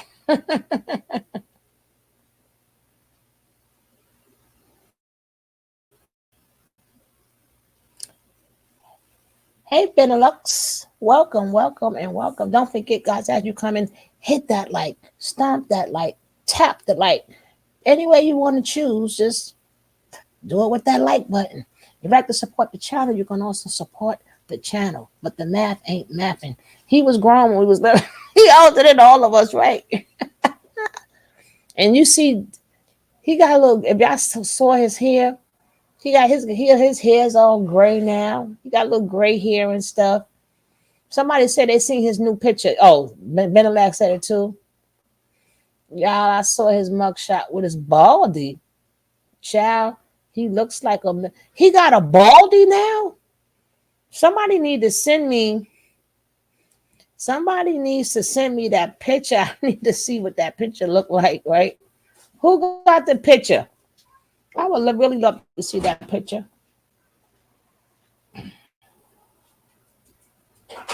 Let me see if I can find his new picture. Right?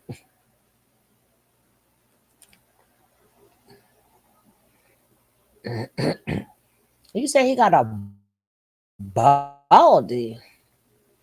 His forehead look pregnant. Oh, my email. Oh my, get out. So was that fake hair he had in before? Oh no, they probably made him cut his hair bald. See if he got lice or something in it. You said, oh, okay, cool. Thank you, Carmen. Thank you. Thank you, thank you. I'm gonna go find that picture right now.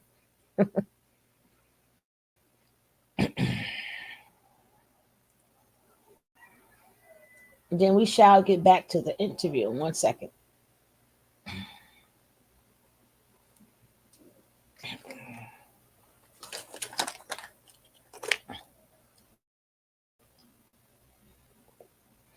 Uh oh.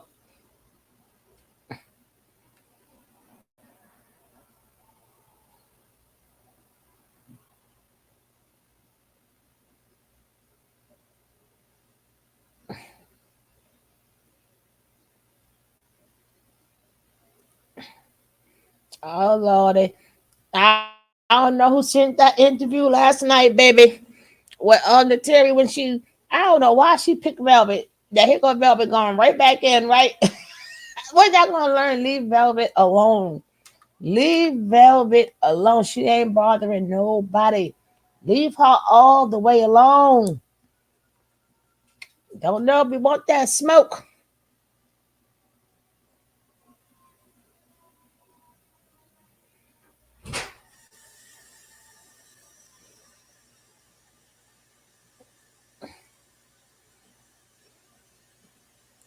Ah, be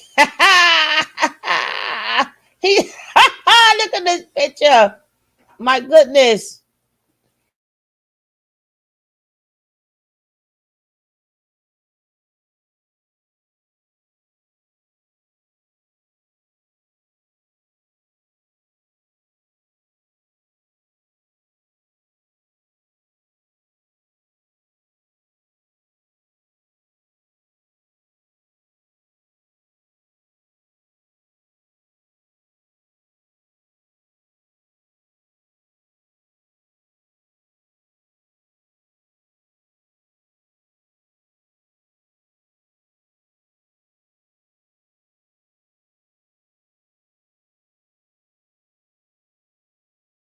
Look at them. Look at them. They had to get that lights out his head, damn it.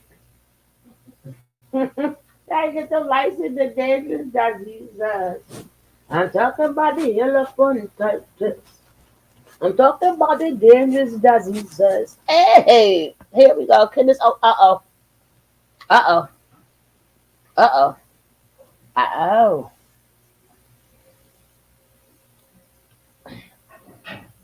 Nope, this not open. You like somebody grandpa, right? You like grandpa. Grandpa Bishop. Grandpa. He look like somebody grandpa. Mm-hmm. He has now went to his final resting place. God said it. Mm-mm-mm. When we finish this, we will definitely be back live because we want to hear what Velvet. I keep telling y'all, leave that girl alone. Damn, leave her alone. He's hideous. That is Beam Team Productions, baby. It's not what they saw in him, but that intellectual hustle. That intellectual hustle. Don't you like an old man? The intellectual hustle is real. And look how big that t-shirt look on him. This is just the beginning of his humiliation. It was all master manipulation. Somebody said that's his final. Uh, I I know. I guess we all say that because he got life, right? Somebody gave him life, life, life, life, life, life, life. Now we're gonna finish this interview, then we're gonna definitely get to the next subject because I had this one supposed been done 2 days ago. So we playing catch up. But I just have to let y'all see that beautiful, beautiful picture of his, right? Is it like you like Grandpa Smurf or something, right?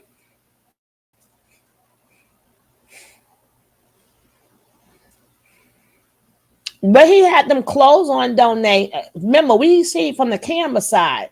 But you was right. He said now he lost a lot of weight. But all we see is from the camera. So I think they say the camera put You said the king. He preys on vulnerable young and naive people. He gonna be with them young boys when they come into jail. Mm-hmm. That's right. Mm-hmm.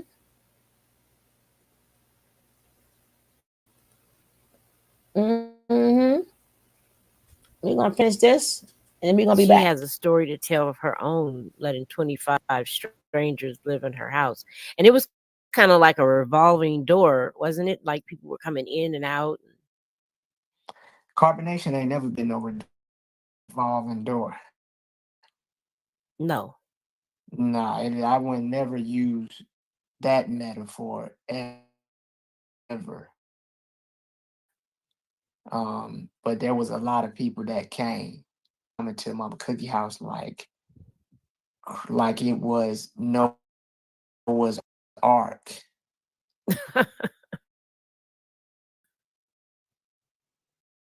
That number of people was in Mexico. Okay. But you Yeah, guys had a huge house in Mexico. Am I right? no, the house was not huge. It was the land that was a decent amount of land. The house was not huge. The house was only it was only one bedroom at the bottom floor because the other bedroom was turned into a studio. Okay.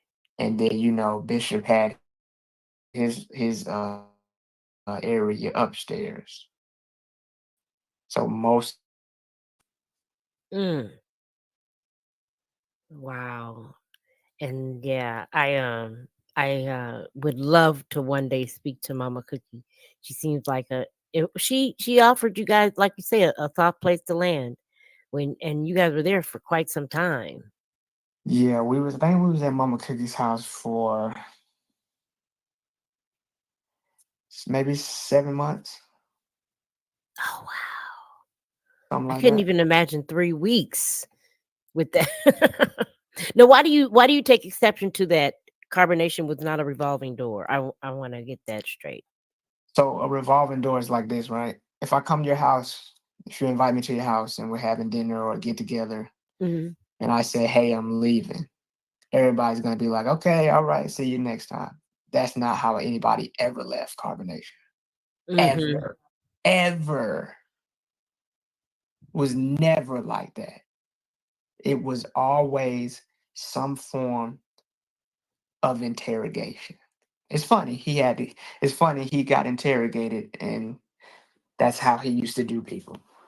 Hmm. It was so easy to come, but it was such difficulty to leave. Hmm.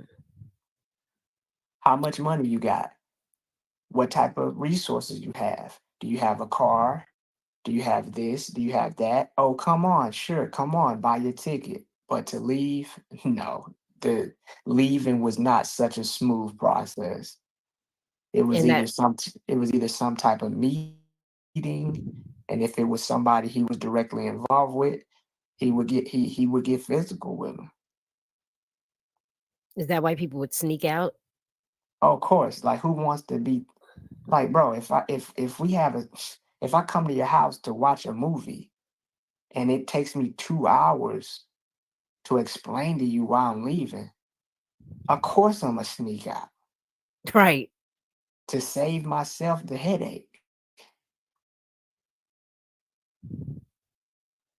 Mm. That's crazy. Yeah. Were you there when the young lady hid in the tree overnight? Yeah, Were you guys really looking for her? And yeah, we was trying to figure out where she went, but wow. yeah, yeah. Did I Aaron think ever think about leaving? I think he thought about leaving and he left. Somebody wants to know if you did you think about leaving? I don't want to answer for you. yeah, I mean, yeah, that's how I ended up leaving. Right, you thought about it. You're Yeah, like deuces. right, yeah. Was it just the repetitiveness and no action? Did you think he was going to get out of jail on bond? Oh yeah, of course, yeah. That I mean, that's the only reason you can stay in a cult is because you have some form of hope. Hmm. So of course, yeah, we and mind you, Um, the pattern suggested that he was going to get out. You know, he got arrested in um, Nicaragua. 3 weeks later, he gets out.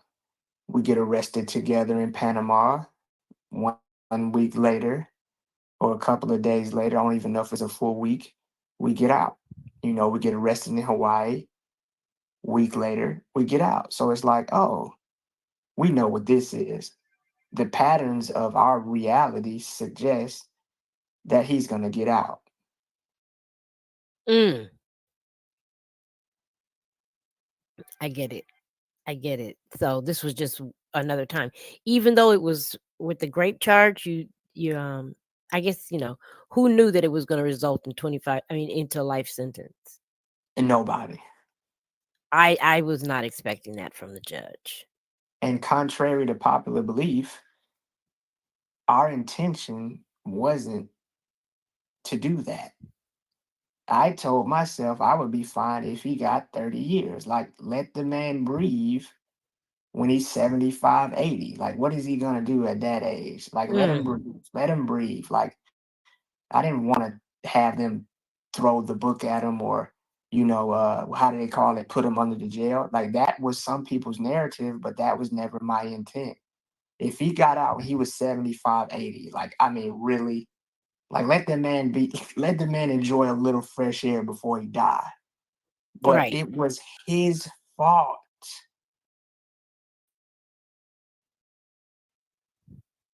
It was his fault. Like, it shows that he's something's wrong with him. Not to the point where he needs supervision and can be helped, but something's wrong with him from the time he was born. Hmm. Something's wrong with his brain, and that's proven scientifically and psychologically. I recently find out, people that are serial killers, Hmm. they remorse doesn't register in their brain. Right. Like when they kill somebody, they don't see anything wrong with it. Like Gary So Ridgway. He suffered no remorse. He didn't feel that. yeah, he doesn't, like, they don't feel it. And it's like, that's unfortunate that the way your genes set up, that happened to you, but we can't afford to have you out here in society. And Eligio Bishop is one of those people. It's just unfortunate that the way his brain is set up, he can't perceive how his actions affect others. Right. So and by that reason, and like it showed and proved in that moment, because if you get found guilty on 5 charges, you would think that something in you would be like, let me sit down. Hmm. Let me sit down. But Eligio Bishop, right now in this moment, he thinks he's in his imagination. Hmm. He thinks this is Planet of the Ape. So somebody, like he said in his interrogation, I wouldn't threaten my career. What career?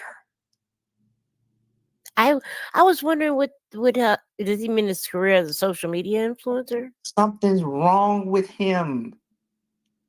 You understand me? He's talking about, we're just on this rock floating through space. Like, bruh, the fact that you have to go into space just to avoid humans, like Eligio Bishop can't relate to us.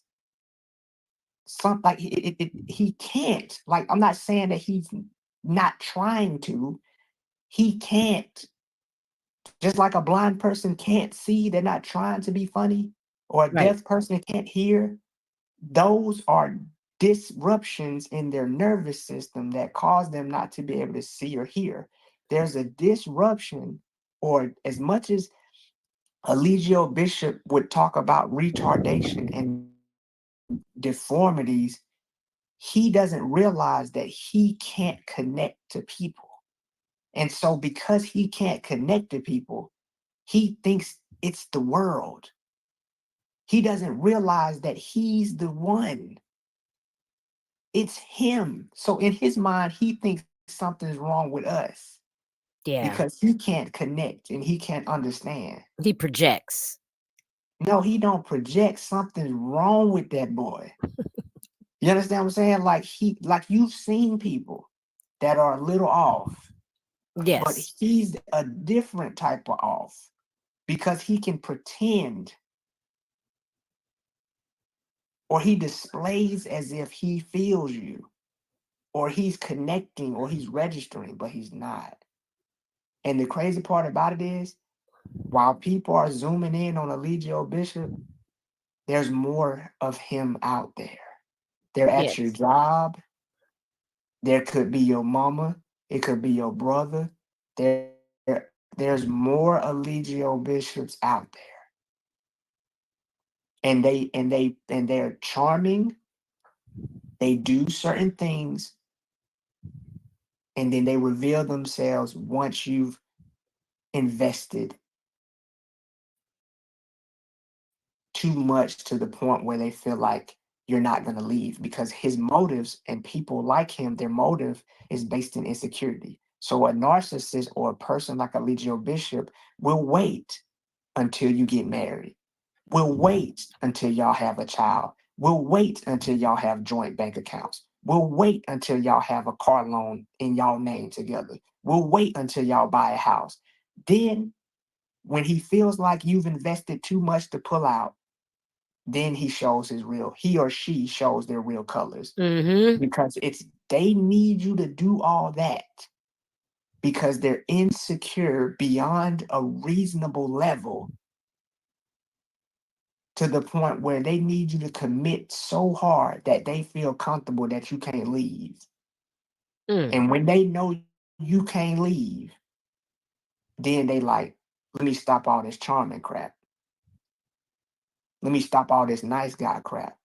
I just did that to make you emotionally invest so I can feel secure in our relationship. That's some Right. sick crap, bro. Because a normal person wants you to be in the relationship because you want to be there. Mm-hmm. Eligio Bishop can only develop a relationship with people he feels because they love him, but because they can't. That's why he Mm. chose places that were 45 minutes on top of a mountain. Yes. Yes. I saw that the prosecutors were trying to hammer that home, that he Yes, picked places, and Aya, or was it Efru, one of them walked right into their trap and said, yeah, he was looking for isolation. Well, not really isolation. And she pulled it back. Efru tried to make sure she avoided that term, but there's no other word for isolation that you can use to make it better. Yes. Eligio Bishop, everything he does, and I'm gonna tell you this, everything he does is designed to make it hard for you to leave him because he's insecure beyond a normal level. All of us have insecurities, but his Hmm. insecurities run so deep that he has to trap everybody to form relationships in every Mm. way he can. What did you think about his last words? That was designed to trap the cult members there. The reason he did that, this is how narcissistic and psychopathic he is. He did that so that people like Juju and Jax and the remaining women will say, look how loving Poppy is. Hmm. Even when they throw stones at him, he still said he loves it. Legio Bishop don't care nothing about them. He did that so that they would further bury themselves in the belief that he's so loving. But it was the motive is the same every time. He does not want them to leave. Yeah. I mean, he obviously has some abandonment issues. No, no, no. We're not gonna do that. Let me tell you something. Yes. Abandonment issues is one thing. Hmm. You cannot assign those types of things to a person like a Legio Bishop. Listen, in the You mean Bible, you can't listen, normalize him? no, no, that's the whole point of why we went out there. If you look at his videos when he was in Atlanta before he even left to go to Atlanta to Central America, he looks and sounds like a normal person. But that is the act. That is a part of the entrapment. You understand what I'm saying? Mhm. Let me explain to you what a Legio Bishop is. And everybody that's supporting him, before you support him, well, you won't be able to now, but I wish you would have had a chance to live with him because you're supporting an idea. You're not supporting reality. They say in the Bible that God came down here in the form of man. That man name was Jesus, right? Mhm. Satan did too, and it's a Legio Bishop. Oh. I'm not exaggerating. And it's hard for, and a lot of people have a hard time accepting that carbonation was that bad because they're normal people and Mhm. they can't perceive how somebody could really be that messed up.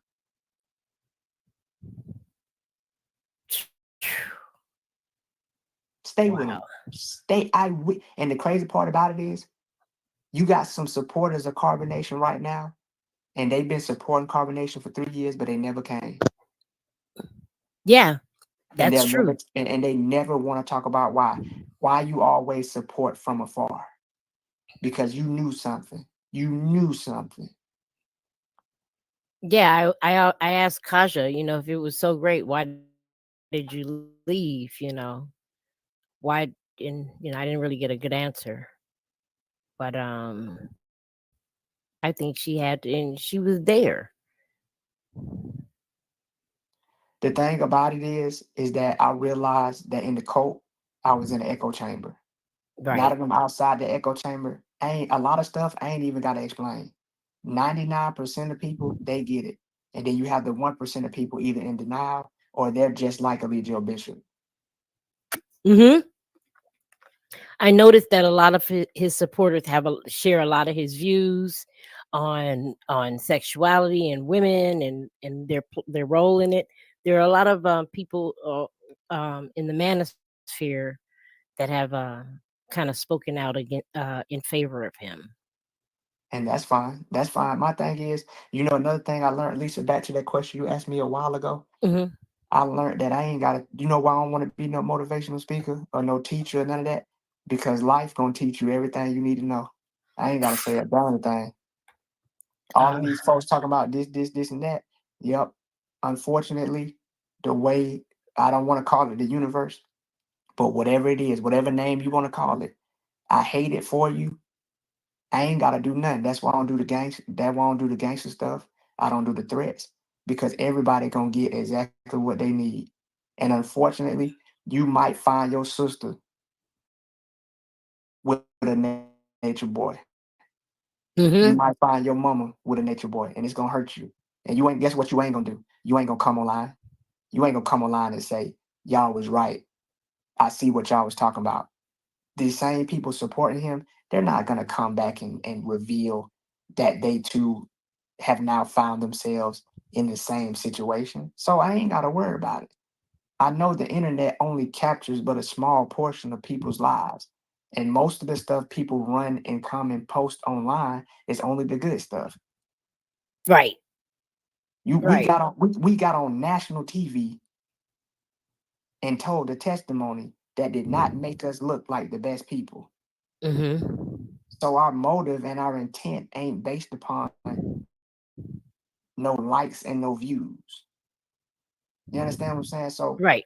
everybody that don't get it and don't understand, I'm not about to sit up here and beat no drum and beat somebody in the head until they get it. Life is gonna get you exactly what you need. Well, he definitely got what he needed, and that was somewhere Oh, he place ain't to sit through. down. He ain't through. You gotta understand. Somebody like that, when they die, karma gonna be right there behind them. His karma supersedes what he could possibly clean up in this life. Whoa. Eligio Bishop's soul will probably be tied to a horse when he die, and it'll be dragged out of here. He's not gonna die peacefully like you see normal people. Mm. Have you ever He, seen Sleepy Hollow before? I have. The headless horseman. That's how he gonna It die. could. Oh. That's terrible. I tell people all the time, Eligio Bishop was convicted for these current charges, but he gonna die for everything he did. Yes. Yes. He did a lot of things that weren't mentioned in the trial, and a lot of people wanted everything to come out, but I think that the punishment, you know was sufficient for all of the things that he's done, to Come on, you, man. to Zoka, to everyone, to Hundreds, Loyal, hundreds, hundreds of people, hundreds of people. You understand me? and people that just disappeared People off the that face of the. pe- listen, man. Come on, man. There's people right now that got closure that ain't gonna come out and say nothing, Hmm. but they don't need to because it wasn't in divine order for them to do so. For whatever reason, it was our job to do it, and we did our job. And we don't need no praise and we don't need no thanks because that's not why we did it. We got No, y'all, man. We got y'all. For everybody that was kind of fearful and didn't want that negative backlash of people saying you was a liar and all that. We got y'all, man. We got y'all, bro. And I want to say this last thing, right? Not to end the interview, but this just hit my mind real quick. People like to say we need to take responsibility, right?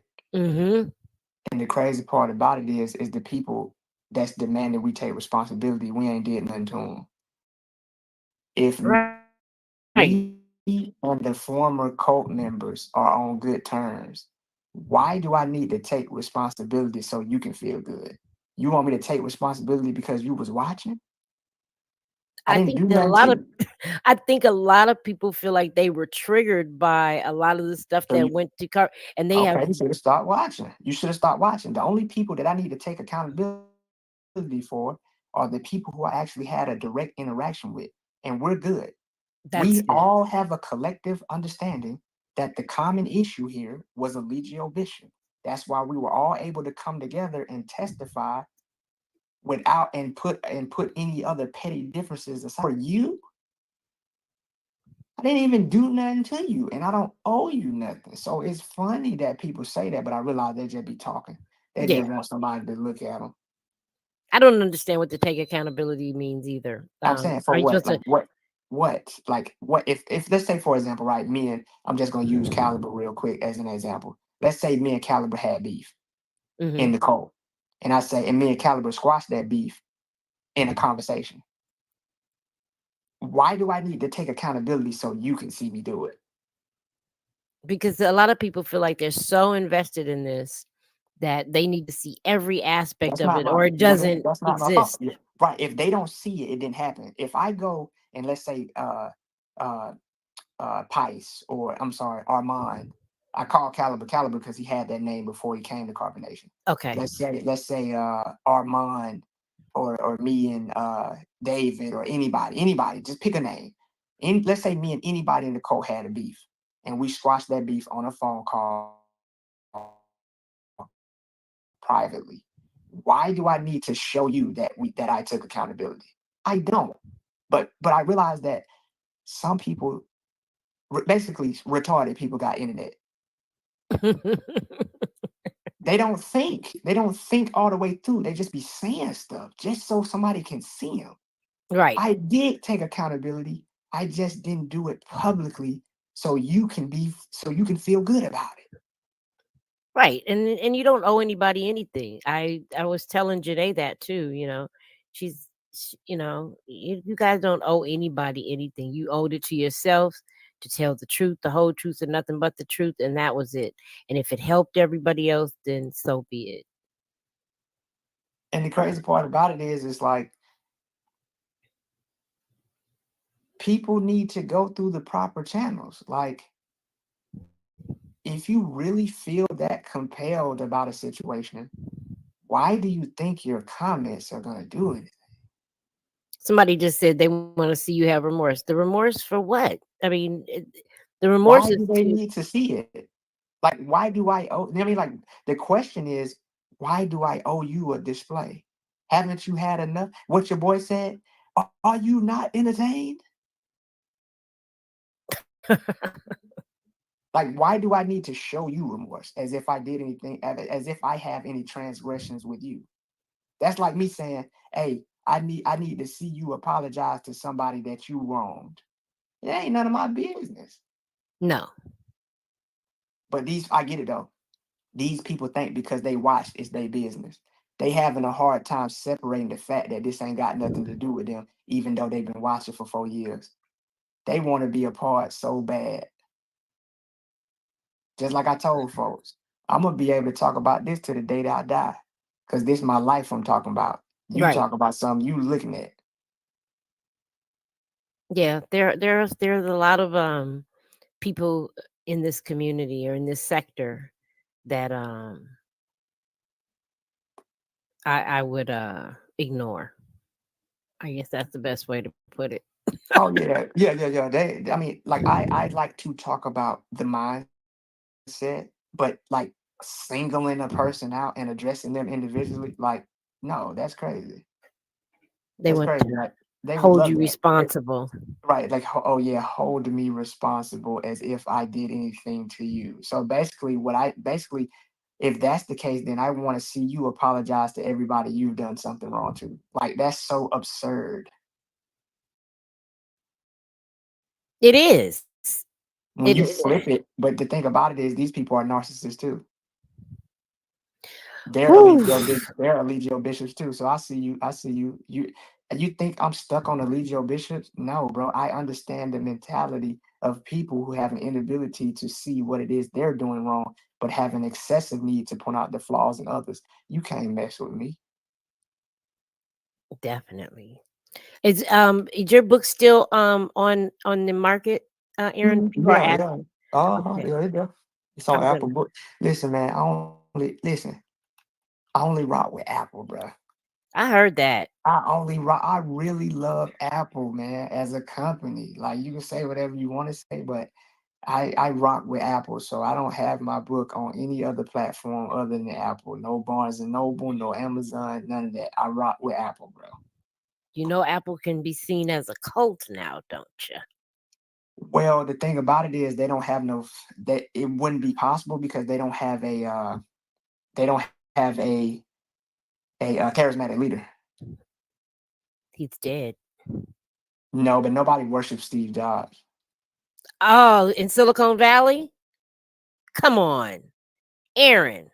No, I don't Did know. you Well, I'm see talking did about you see I know what you mean. I'm just I was talking being about collectively. I'm facetious. talking about collectively. Like it's not like Right. I can be a part of Apple without acknowledging Steve Jobs at all.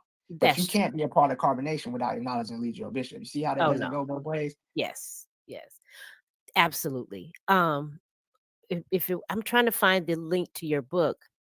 Greatness is a Habit by I should do these things beforehand. It's literally, I believe, last time I checked, it's the only book by that title on Apple. I know. I just looked it. Let me see if I can put it. If I swipe up, is it gonna take me out of here? I think so. If you Really? swipe up, if you No, swipe not up, swipe all the way up, but like, let me see something. Can you still hear me? huh? Oh, I got a app. I mean, I got a 15, man. I'm doing the thing. Of course, of course. You can still hear me, huh? I'm Yeah. on a Apple 10, whatever that is. The X. No, at least the link is on my page. On which On my page? Instagram. On my Oh, Instagram. okay. Yeah, I try to make stuff easy.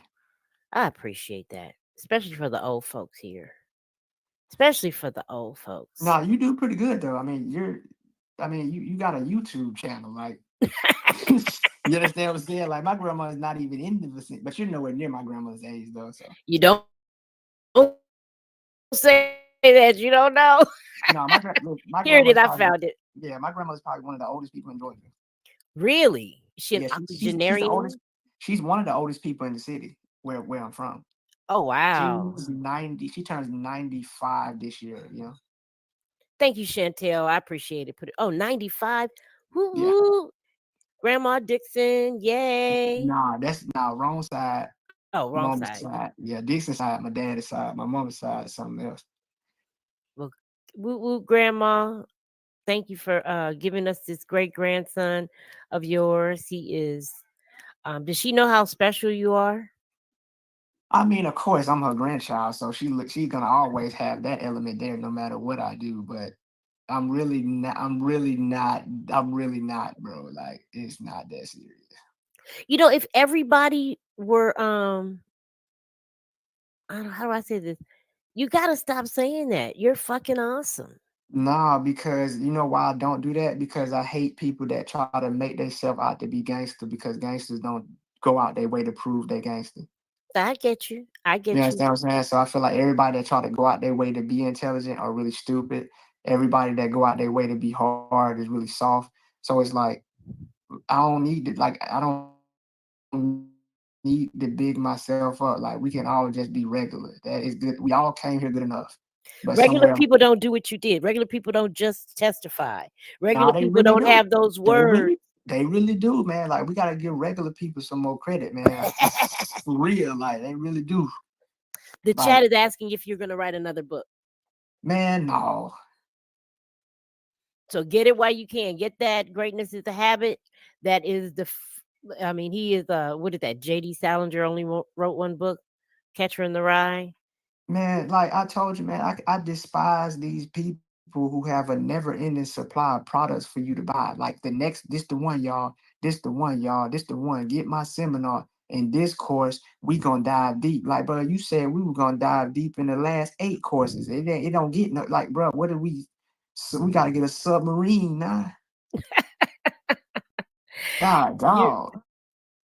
you are right. You are absolutely right. I mean, I totally understand, especially coming from a group like Carbonation, where you would want to take it down a notch and not be center stage. I hope Star, Niza, and their kids are okay. I do too, Veronica.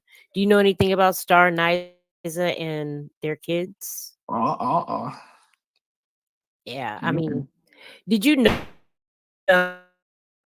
that? I mean, that poor girl Niza. I felt so sorry for her. I feel sorry for everyone, but I particularly felt sorry for her because I felt like Eligio taunted her, tortured her, and he knew that she had some issues going on, and just that was heartbreaking.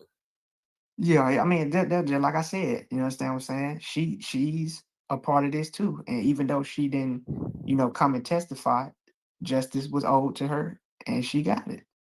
Yes, because she was calling that police station That's what I'm on saying. So y'all. you know what I'm She saying? was She calling. she did her part. You understand what I'm saying? Everybody, like, even if you didn't testify, everybody did. Everybody, even the folks that called the police before he got locked up, like whatever you did, you played a part in this. Even you recording videos, like just think if people didn't save some of these videos. Oh yes. You understand what I'm saying? To paint the real picture of this person, because if you go to his YouTube channel, he flawless. Oh, it is night and day. You understand what I'm saying? So it's like, nah, my boy. I guess Yeah, he forgot he was being recorded. I guess so. I'm like, do you be listening to anything you say out your mouth, or do it just come out your mouth? Like, bro, like, God, oh, He doesn't. I don't think. I think he just has a stream of consciousness. Case in point, the interrogation video. Uh, who talks without a lawyer? You guys didn't like try to tell him before and don't talk. I guess not. He wouldn't have no, nobody listened knew to he it. did that. Right. Nobody knew. I didn't know he did that until a couple of weeks ago. Oh my goodness. Nobody knew that. He never mentioned, "Hey, you guys, I talked to Nah. them. I told them I'm an innocent man." And did you notice, right? So, one quick thing, this ain't we got to understand, we got to extract the behavior patterns of Eligio Bishop more than anything, so that we can Mhm. recognize these traits in females and males, because there's female nature boys out there too. And Yes. but back to the subject matter at hand. Did you notice how your boy tried to throw Malia under the bus and also Yes. tried to throw, I'm not gonna mention his name because ain't no point to do so, but he tried to bring up somebody from Bigo and throw him under the bus in the interrogation. But you supposed to be a real dude. Yeah. Them folks ain't had nothing, but you is in here for your own doing. Why is you bringing up Malia and somebody from Bigo that you went and seen and shook the man hand? You a lame. He really is because he said, Malia's a gangster. She's a thug. She tries. She Right, gets. she'll pop She. off. Yeah. And She I tears up told my house. and I told Malia that the police ain't the ops. But the police ain't the ops, but they also maliciously prosecuting you at the same time. Which one is it, bruh? Ah, Dang, bro, you the fugaziest dude on the earth. and that's why those jurors, when they wanted to hear that again, that testimony, his Interrogation. interrogation, I was like, I think his goose is sunk. I didn't know what to think about it because I made sure I stayed neutral. One thing that's why I ain't say nothing until after the verdict because what I'm saying? I gotta make sure that this thing is official before I go off of what I think and what I think alone. Hmm. But the thing about it is that he literally said himself that she said no. Yep. Dude, like and the thing about it is he spent a lot of time. The reason he had to keep talking is because he thought that his normal strategies was gonna work, but he didn't realize that these detectives followed everything he said. He tried to Right. smear it. He tried to bring up stuff that was irrelevant. Like, why do I have to R word my girl? Like we literally made like, yeah, whatever, bro. But you do realize that we still stuck on the point that she said no. And I Hmm. know you might be spiritual guru. I'm a ladies man. Like, okay, yeah, whatever. But do you realize that even a prostitute can say no? Absolutely. A stripper can say no. Your wife can say no. But listen, here's the thing. You have other nature boys out there who think that they have the right to people because of previous encounters. Yes. There's dudes out there right now to this day that will tell you to your face that they feel like they can do what they want to do with somebody because of how they dressed or because they may have been in an engagement before. People don't understand that consent is an irrevocable thing at any time. Hmm. But some people don't think like that. And then because you don't think like that, you're gonna end up in a place where you're gonna have to be doing nothing but thinking. But you got So you might want to think before you get in there. exactly. He tried to convince you of that. You and Sheba, when he was reprimanding you, this is how you should do this. Man, that junk don't even sound right, bruh. That junk do not sound right. That don't I could sound see right. that Like, you were stone faced. why You would kind you, of laughed a little bit, but you were like, I could see you were totally uncomfortable with that. bruh? That don't make no sense, bruh. That don't make no sense. Like you don't like. Why would you want somebody that don't want you unless you are in fact a R wordist? Exactly. A normal person is repulsed by somebody that don't want them. Not Nature Boy. No, He like people that don't like him. As crazy as that sounds. I'm trying to think. What?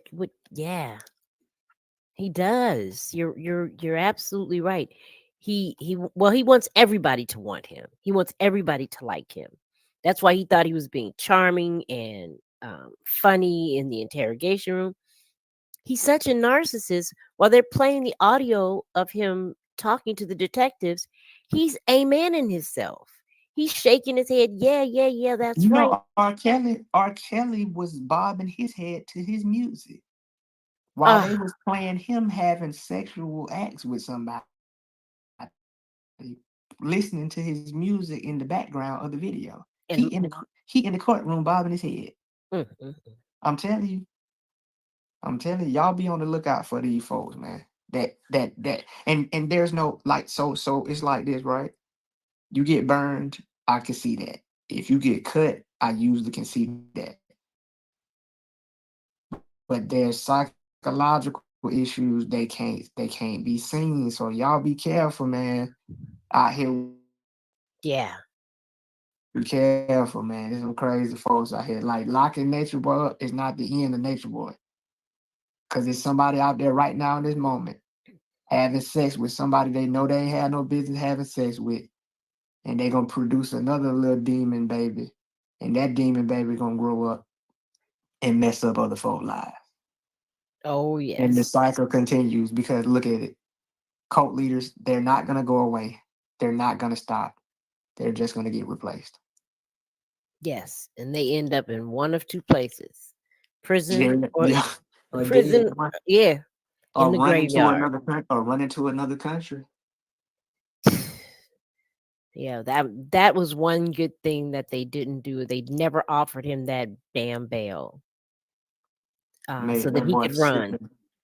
He definitely was gonna run if they let him out. What did you That think boy, when he was getting ready? When he was gonna take? Did you ever believe he was gonna take that plea deal?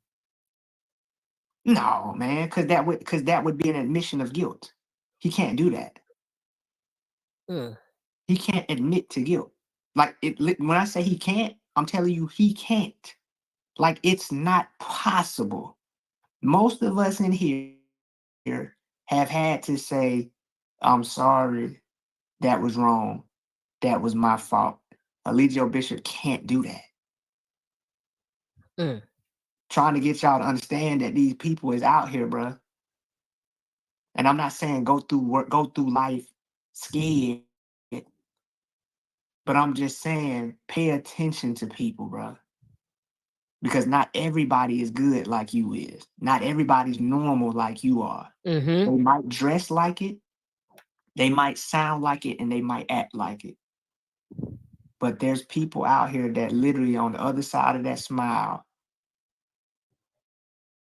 is something very sinister. Wow. Were you when you first walked into the courtroom and you saw him? Did you have a physical reaction, or were you just didn't Wait, have now a say that thought? again. When I'm you up here when, reading the chat. oh, I got you. No, when you first walked into the courtroom and had to see him for the first time in a year, did you have a reaction to that? No, I already knew Eligio Bishop was a hoe. So it wasn't even no factor. Like, what you gonna do? Like, like he the type of dude. Like, he a hoe in my mind to the point where he could beat me up and I still spin in his face. Yeah. Cause he bigger than me. He about 2 times my size, but he's a hoe to me. Mm. So there's nothing he could do to get me to acknowledge him. Yeah, JK said, did you look into his eyes? For what? I ain't even acknowledge him. For what? It's like this. When you recognize somebody's a fool and you engage with that person, now you the fool. I'm beyond talking.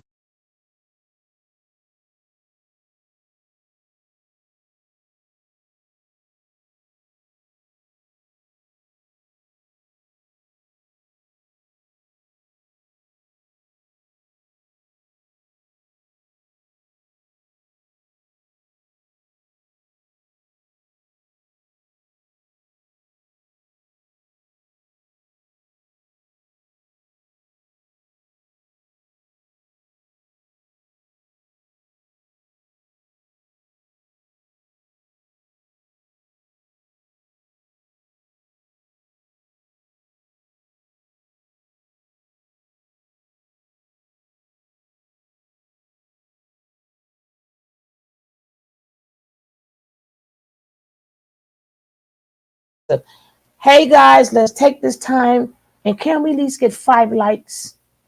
We need 5 likes. Yes, we do. Can we get these likes up? We need 5 likes. Let's see where these likes are at. Let's go, let's go, let's go, let's go. Let's get these likes up, please. Thank you kindly. Thank you kindly, kindly, kindly, kindly. Uh-huh, uh-huh.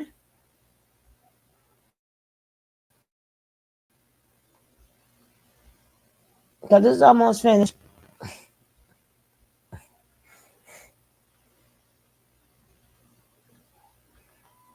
Because then we got to come back to, we got to come back. Come back. Say, come back. And he's shaking his head again, but now in disbelief. Bullseye, bullseye, bullseye. I like the bullseye.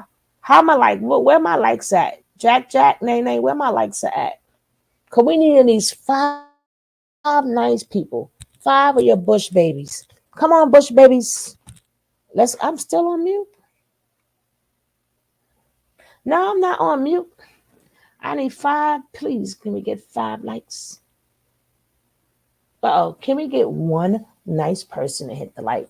Just one nice person to hit the like. So all we need is one. Mm-hmm. Mm-hmm. Mm-hmm. Cause we would like to finish this. Cause we got to come back. We got to come back in this Friday night.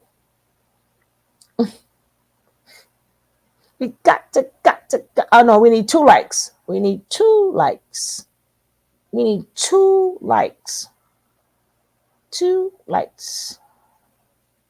We need 2. Can 2 nice people? Two. Hit that like and like, baby.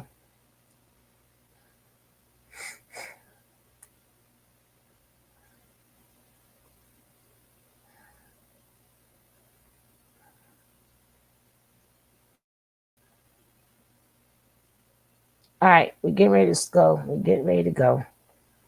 He almost finished. Hopefully, you guys enjoyed the interview.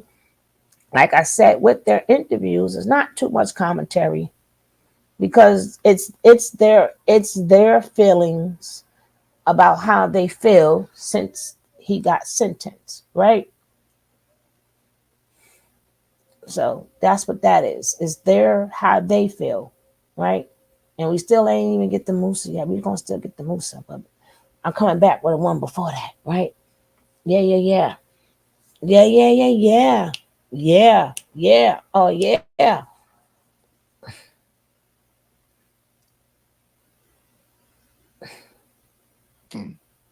To Eligio Bishop. Somebody asked me, would you say anything to him? What? That man is a hoe, bruh. Yeah, I think your closing was perfect. You said he was a sociopath, and that was punctuated by what the judge said. The judge punctuated you and said, not only is he a sociopath, but he is a narcissist, a textbook narcissist. Textbook. That boy check all the boxes. He check all the boxes, man. Grandiosity, lack of empathy. He checked the boxes. Hmm. He does. He really does. And that was what when Rick Allen Ross, um, he was asked, did the Legio Bishop meet the definition of a authoritarian cult leader? He said, yes. If it walks like a duck and talks like a duck, it's a duck. So we have expert opinion. We have firsthand opinion from Aaron.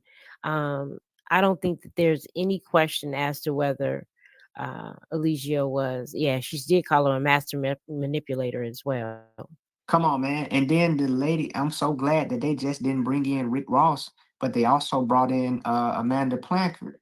Yes. She did a beautiful job helping people understand the different responses to sexual assault because a lot of people were like, oh, but she said this and they said that. Yeah, but whatever, bro. You have to understand it's not just as simple as you being able to pinpoint somebody's choice of words. Hmm. There's so many different ways for a person to respond. Do you like she I love when she said that a person can still be in love and have feelings for the person. Absolutely. And now everybody else, low key, all of the Eligio Bishop supporters just stopped. You notice how them goofies just stopped talking about that and move on to something else because they know that that was explained very well by a person who has no so-called ill intentions against him, but somebody with that was just displaying their own experience. I love when they asked her, "How many people have you worked with?" 10,000. How many 10,000. how many testimonies have you done? Over 100. Like, come on, bro. Come on, man. This lady done seen almost everything that could possibly be seen. And what was her motive? She didn't like three God. That was her motive for getting on the stand. She mad because she couldn't be queen. These goofies just moved on. They moved on because they know that lady brought some serious clarity to the situation, and that whole "we made love" just didn't have that same impact no more, did it? Yeah, they don't even talk Cowards. about it anymore. You cowards. Y'all run to something else whenever y'all philosophy get beat into the ground and evaporated into nothing. They don't even bring up the fact that she said she made love no more, because that junk don't hold weight no more, because people were educated in that moment. Mhm. Everybody watching was educated by Rick Ross, and they was educated by Amanda Blanchard. And she didn't say it, and she didn't do an Eligio Bishop to the point where it don't make no doggone sense when she got through talking. She made sense to the common person. Everybody of all ages understood what that lady was saying, and so much so, people start having to look at their own doggone relationship. Like, dang, my husband won't let me buy nothing. Speak. Speak. Now you got other nature boys watching the trial, realizing that they done got exposed. Oh, yes. Now they talking about, hey, you can't watch this. You can't watch Nature Boy trial no more. Why not? Why not? Because they telling on me. Yep. A lot of Blowing nature my boys got cover. a lot of nature boys got exposed other than Nature Boy. What are you talking about? Which, in our community for African Americans, we really needed this education. So many women didn't even know don't even know if they're sexually assaulted, I'm telling you. you And then know. a lot of them feel bad for finding out later. And they're like, man, I might as well not say nothing, man. It's been 6 years since that happened. I ain't nobody gonna believe me. I from the research I found, only 6% of sexual assaults get reported, Yep. which means 94% of people don't get away with it. Yes. The jury was 90% had either been sexually assaulted or knew someone close to them who had been sexually assaulted. Right. This is an epidemic, It is, man. It is. and women But have to know. the thing about it is that the awareness has to be increased and the support has to be increased. And don't pay attention to these weirdos on the internet. I guarantee it. I hope our example shows you that if you go to the proper authorities, you will be supported. Don't let nobody try to talk you out that the police, the bad people, and ain't nobody gonna believe you. Man, to me, it's worth the shot. I didn't know what the outcome of this was gonna be, but I know I couldn't sit here doing interviews with folks, giving them my opinion, but ain't gonna show up when it's time to show up. You a lame. Mhm. I did that for me so that I could walk away and look at myself like, you didn't let this situation blow by and be a coward on the internet telling people your opinion, but when the courtroom opened up, you ain't nowhere to be found. Right. No, man. Y'all give it I hope that people see that it's worth a shot. You just might get your justice, but you will never get it if you don't say nothing.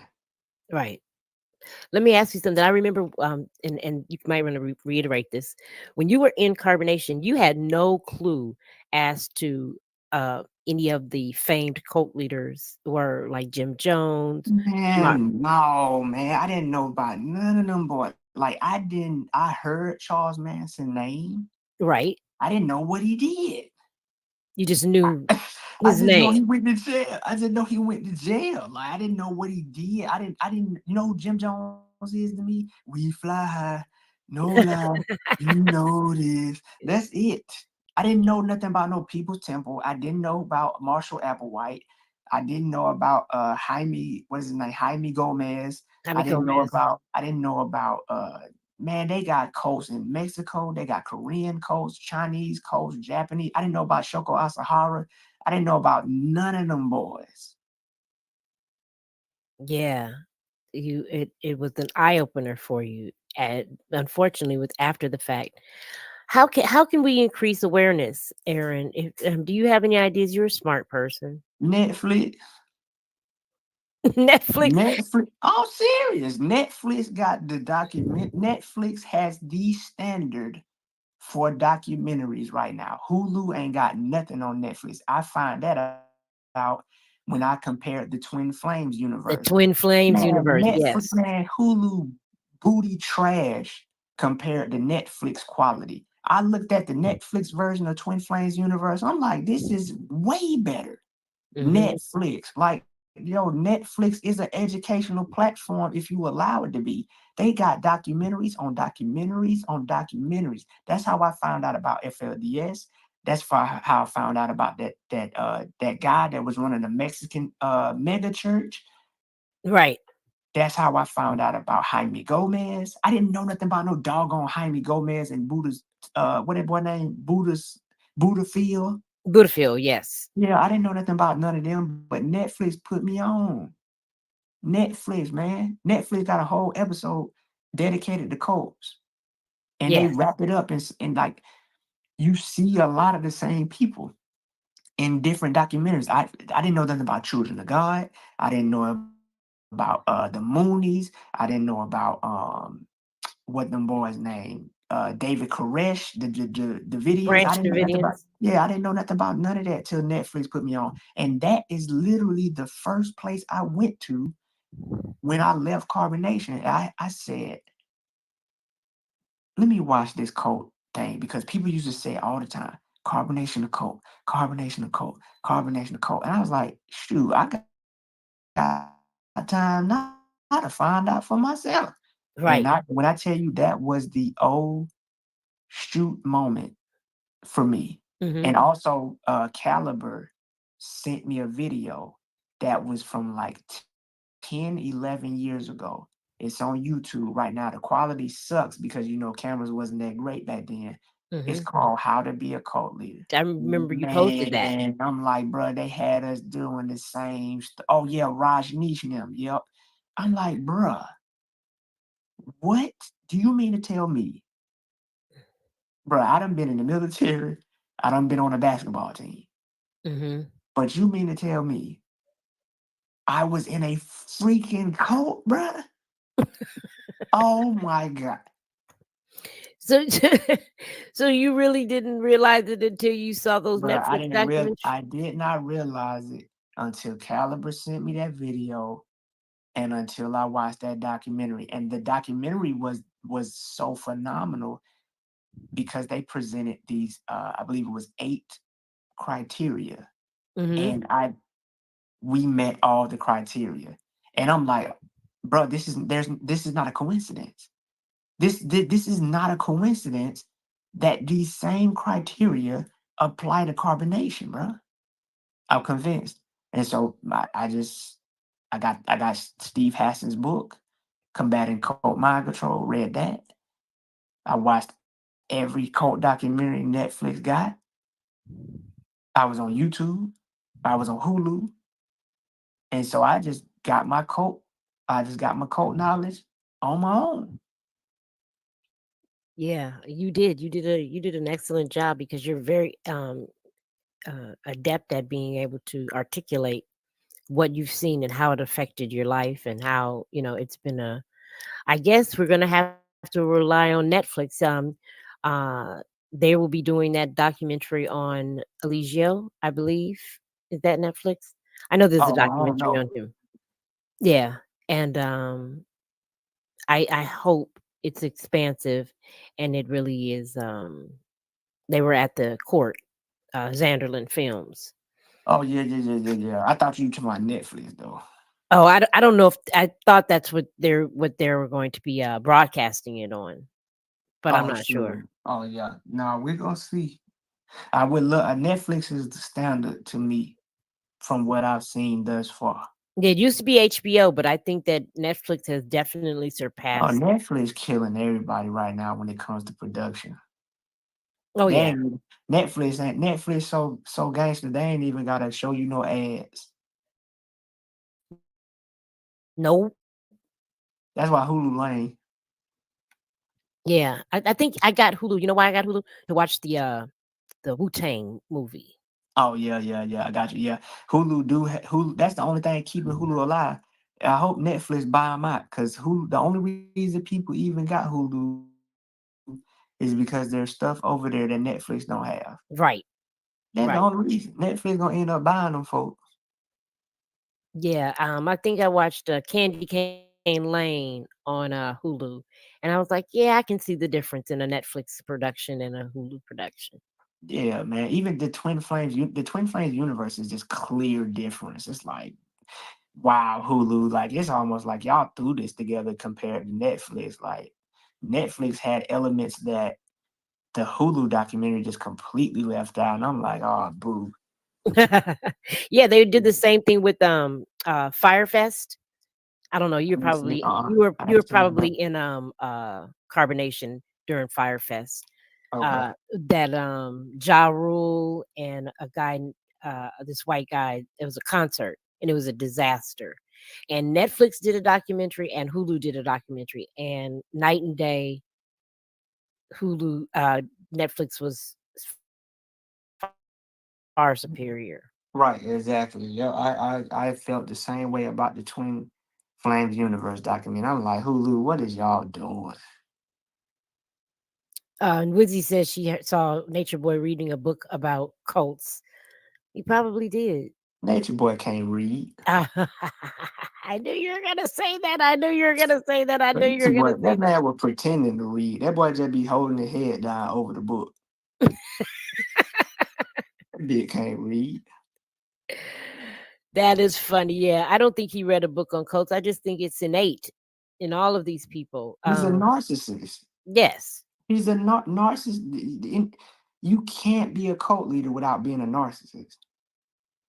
absolutely. You can't. Like all cult leaders are narcissists. Look at Jim Jones. Look at Charles Manson. It's all the same. He's just a narcissist. And there's different types of narcissists. He just so happened to be the grandiose, oh, you know what I'm saying, grandiose out there type narcissist, like Jim Jones and Charles Manson and Sum Young Moon and Shoko Asahara. All of them boys is narcissists. Hmm.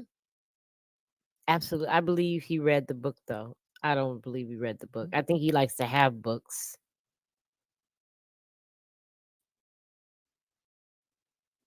I believe he watched videos and repeats what they say. That's JK. That's a probably more like it. That sound more valuable to me. Yeah, it's innate inside of him. I mean, and he graduated from a pastor college. What?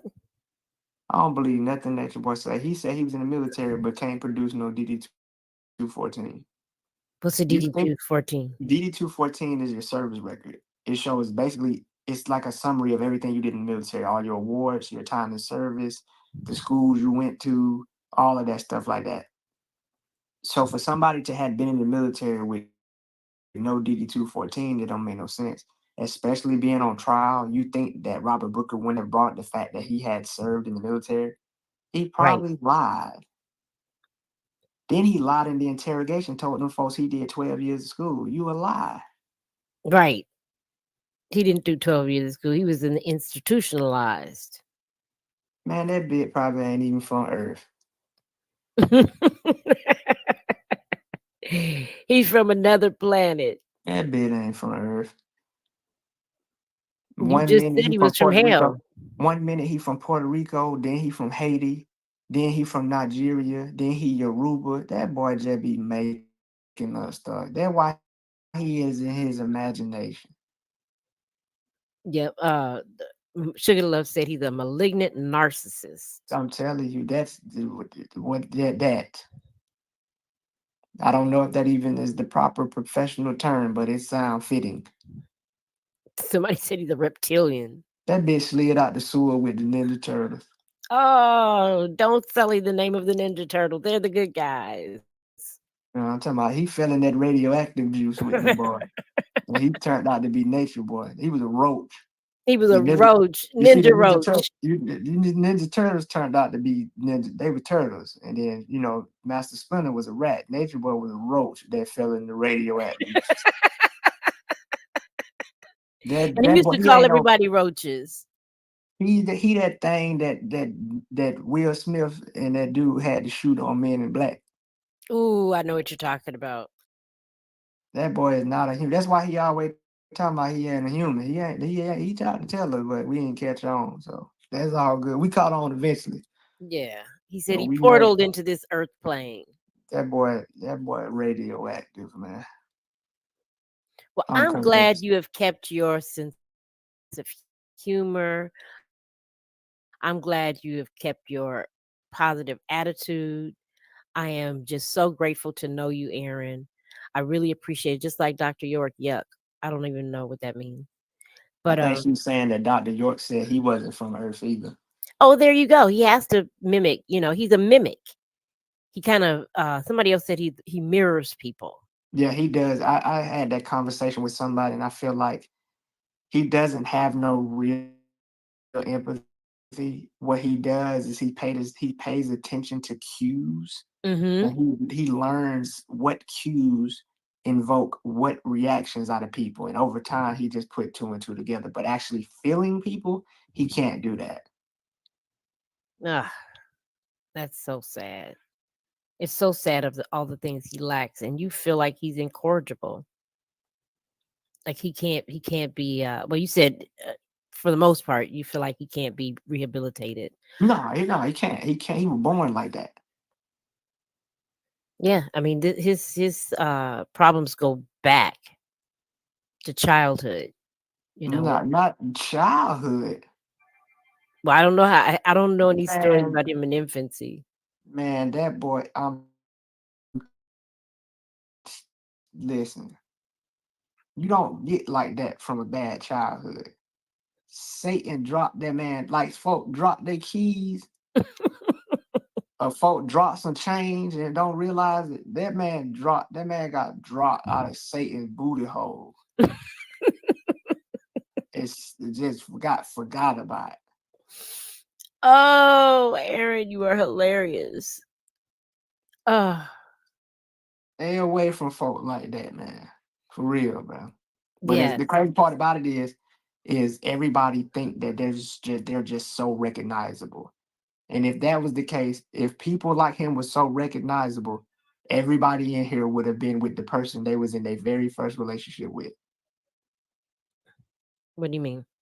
Meaning that if we were so good at detecting people's true intentions, most of us would have been with the first person we was ever in a relationship with. Hmm. But I that's get not you. the case. A lot of our relationships that ended up being successful were based upon trial and error, being able to learn certain things and recognize them earlier as we went along. But back to the reference I pointed out in the beginning, when you're a 16-year-old boy or girl, certain things that a 25-year-old person does, you may not be able to recognize the tactics. Hmm. But the tactics a 25-year-old person can use on an 18-year-old, they don't work on a 40-year-old so well because of the exposure and the recognition of the patterns as time go along. Right. Right. I Thank you so much. I I think your voice is so appreciate you. important, Thank you, Hood Harvest. especially for people. We'll hear some stories about how you've illuminated them. I want to have a really open place here for open and honest dialogue on both sides. I want to talk to people who sympathize with Nature Boy, but I want to make sure that this is a safe place for, you know, former members as well to come on. You you have created and established a very good platform. You asked some really good questions. Like I told you in the beginning, I already knew that this was going to be one of the first places I went to do an interview because of the quality of the questions and the person that you are. Like I would never go to some of these people's panels or channels because they're ignorant. And you know what I mean? That's just the truth of the matter. They're ignorant. I really appreciate that. They want to Somebody ask you. No, I'm sorry. go ahead. I was just gonna say they want to ask questions like what kind of shoes he had on in the courtroom. Stuff like that that just speaks to their inability to be a quality interviewer. But I already knew that this was gonna be a quality interview. I did want to ask you about that jacket, but I guess I won't now. No, no, but we can do that because we already done went through the quality stuff. You know what I'm Had saying? This is at the end, but had you seen that jacket prior to that day? man, I don't know where them Thank you folk got that so jacket much. from, man. Thank you That junk so didn't make much. no sense, I bro. appreciate you. I was Thank like, you. Thank you. you said, I just want to find a deck of blue cards, put his head and his arms on them.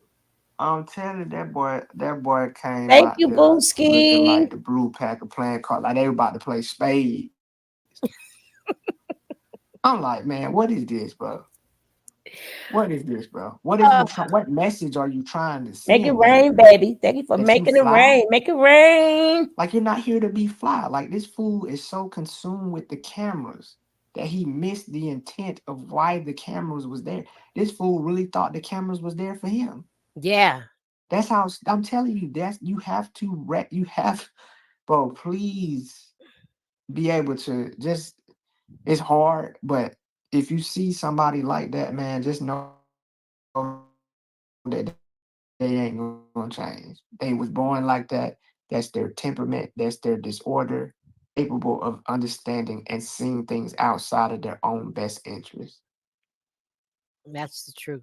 And no matter how bad you want them to be better and do better, it's probably likely that they won't.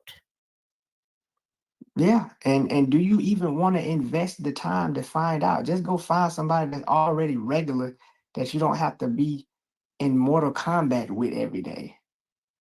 Yeah, it's not supposed to be that hard. No, that's what I'm saying. That's contrary to some narratives. I'm not gonna say that it's the narrative, but relationships have challenges. But there's a difference between challenge and freaking warfare. Hmm. Your relationship should have challenges, but it should not be warfare. Right. Right. You shouldn't be getting bloody noses and beat up and Come emotionally on, man. abused. Come on, man. And then gonna hide it underneath the guise that you breaking generational curses. None of these folks was in these types of situations before they met you. Yeah. Kayla wasn't getting beat. She didn't have no white supremacy in her that she couldn't control before she met you. Right. But you say that so you can justify what you want to do to people. Yep. And none of them deserved it. None of them deserve it now. But we Don't got nobody that the crazy part about it is don't nobody deserve it. Like, My bruh. goodness. Thank It you doesn't so matter if somebody much. went out My there. It God. doesn't matter if you He made it it rain doesn't up in matter here. what you do. Hold up. Nobody deserves to be abused. And Hold up. He done made it rain.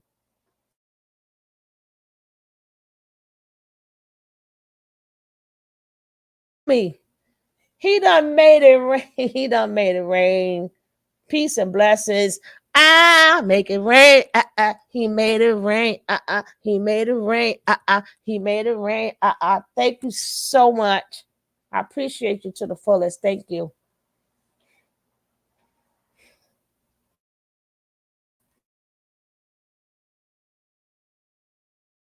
anybody thinks that somebody deserves to be abused, then something wrong with you, not the person you're trying to shame or condemn. I don't care if people flew down there. I don't care if people drove down there. Since when does joining the group equate to justification for abuse? right. Abuse is never justified. It's That's just why like when oh, go ahead. people come to Hollywood, they want to be stars. They're not coming here to be sexually assaulted. I'm telling you, like, oh, you shouldn't have went to Hollywood then. Like, that's like saying if somebody get in the car wreck, you shouldn't have been driving. Right. Right. What? That's like if a plane crash, they shouldn't have been flying. Some people do What? feel that way. Some people are have such a fear of flying. That's exactly how they feel. That's like if your house catch on fire, you shouldn't have bought a house. Thank you so much, Hood. Thank you kindly. What? LP Lurking said it will stop one day. I don't think so. He has to stay. He has to stay locked up for a very, very long time. Well, this, you know what I'm saying? I don't know what he or she mean by that, but I'm not gonna make it about her because I'm so beyond addressing individual people. Hmm. But just to speak to the mindset in general, everybody that feel like there's hope for Nature Boy, let them come stay with you and then talk to me. And then talk to me and let me see if you still singing that same tune. I think everybody got a pretty good idea. No, And no, no. Everybody that support Nature Boy, give me your address. they're being disingenuous. They know Nah, exactly what they're dealing with. we gonna go to the jail and say no. We got somebody that we gonna take care of. We got somebody that gonna take care of them. Matter of fact, let me get your number so he can blow your phone up from 10 o'clock to 1 o'clock, and then again from 4 o'clock to 8 o'clock every day, 82 times a week. Free Nature Boy until he got your phone number.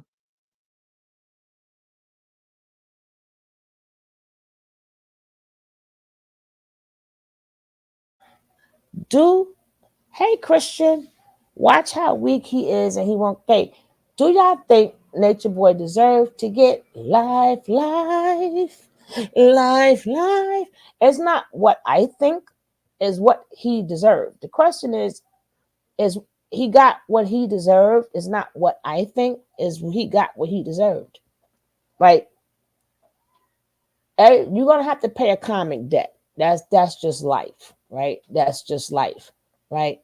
So I'm going to say again, rest in peace to baby love, rest in peace to Mama Dia, and rest in peace to the other babies that never made it. There's other babies that was there, didn't make it. Rest, and my heart goes out to anybody who he has destroyed for him messing with that dark magic and them dark entities and stuff like that. So that's his karmic death. Death. Oh, it could be that too, but debt. His karmic debt, right? And you know, it's a lot of people in jail, and Nature Boy said it himself. Anybody who's in there belong to be there. We personally believe that was an overkill, but he did do a lot of BS and he hurt a lot of people. Yeah, yeah. Because you gotta remember this, Hood. This the only man, right? The only man that you would know that would return to the crime scene, right? He returned to the crime scene and did even worse. What am I talking about? When he beat Naisha up in Georgia. Georgia let him go the first time for 20 years. Georgia let him go the first time for 20 years. They let him go. He's the only Negro that comes back to the crime scene and create more heinous crimes.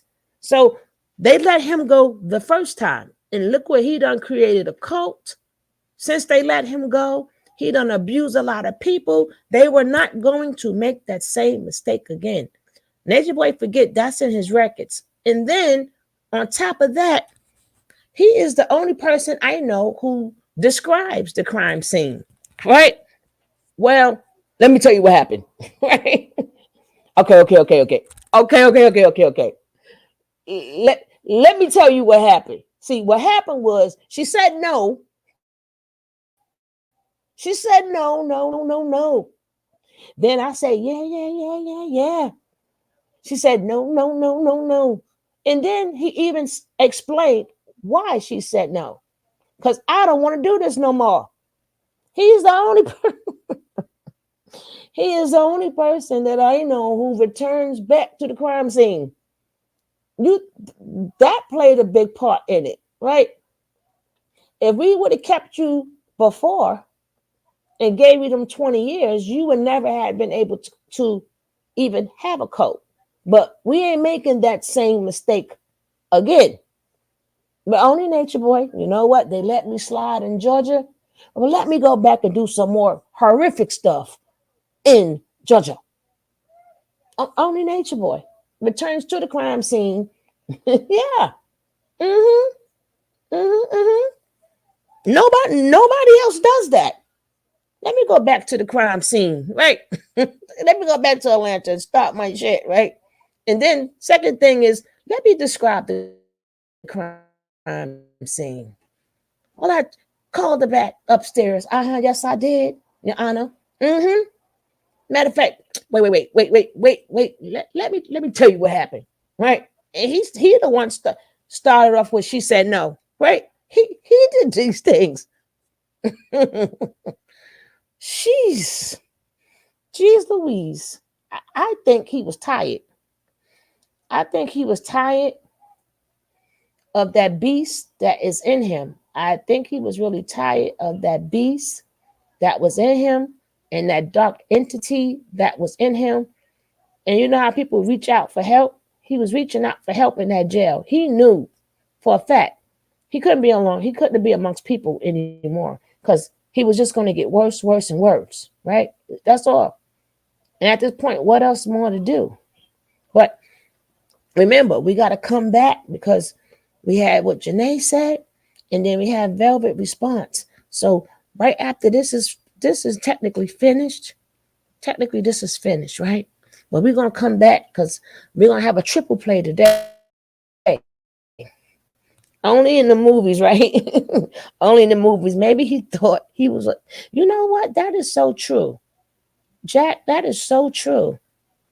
Let me go back to the crime scene. Let me go on back where they let me go, and thinking they're gonna let me go again. Hell, mm-mm.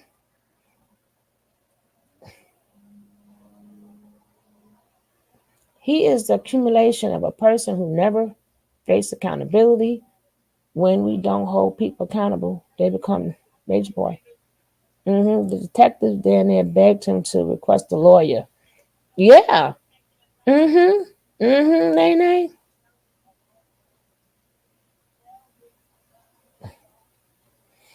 I said that a while ago.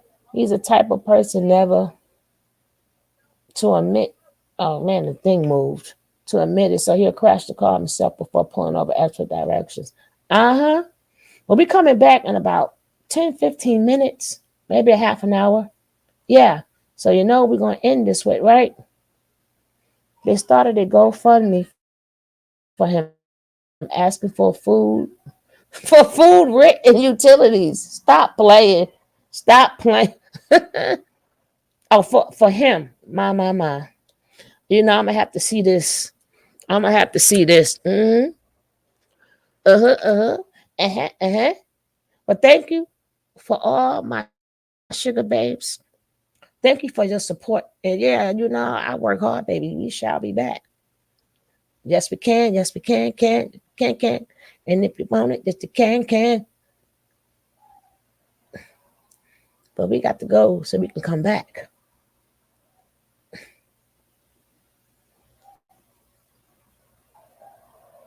Let's end it with our favorite song.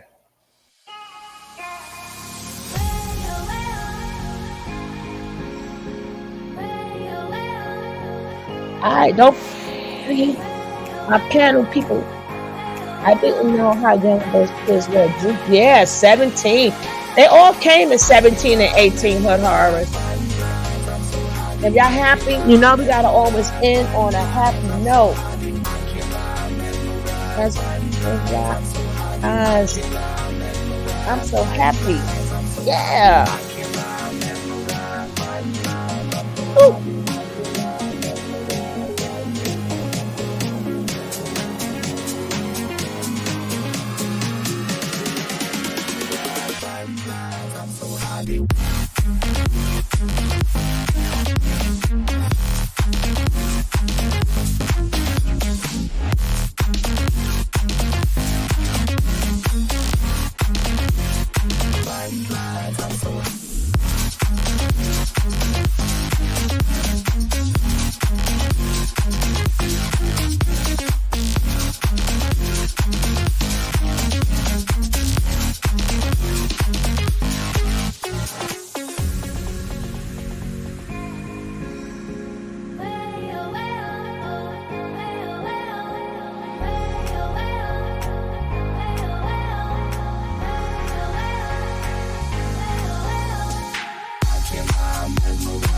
I'm so happy watching my mesmerized body eyes. I'm so happy watching my mesmerized body eyes. I'm so happy watching my mesmerized body eyes. I'm so happy watching my mesmerized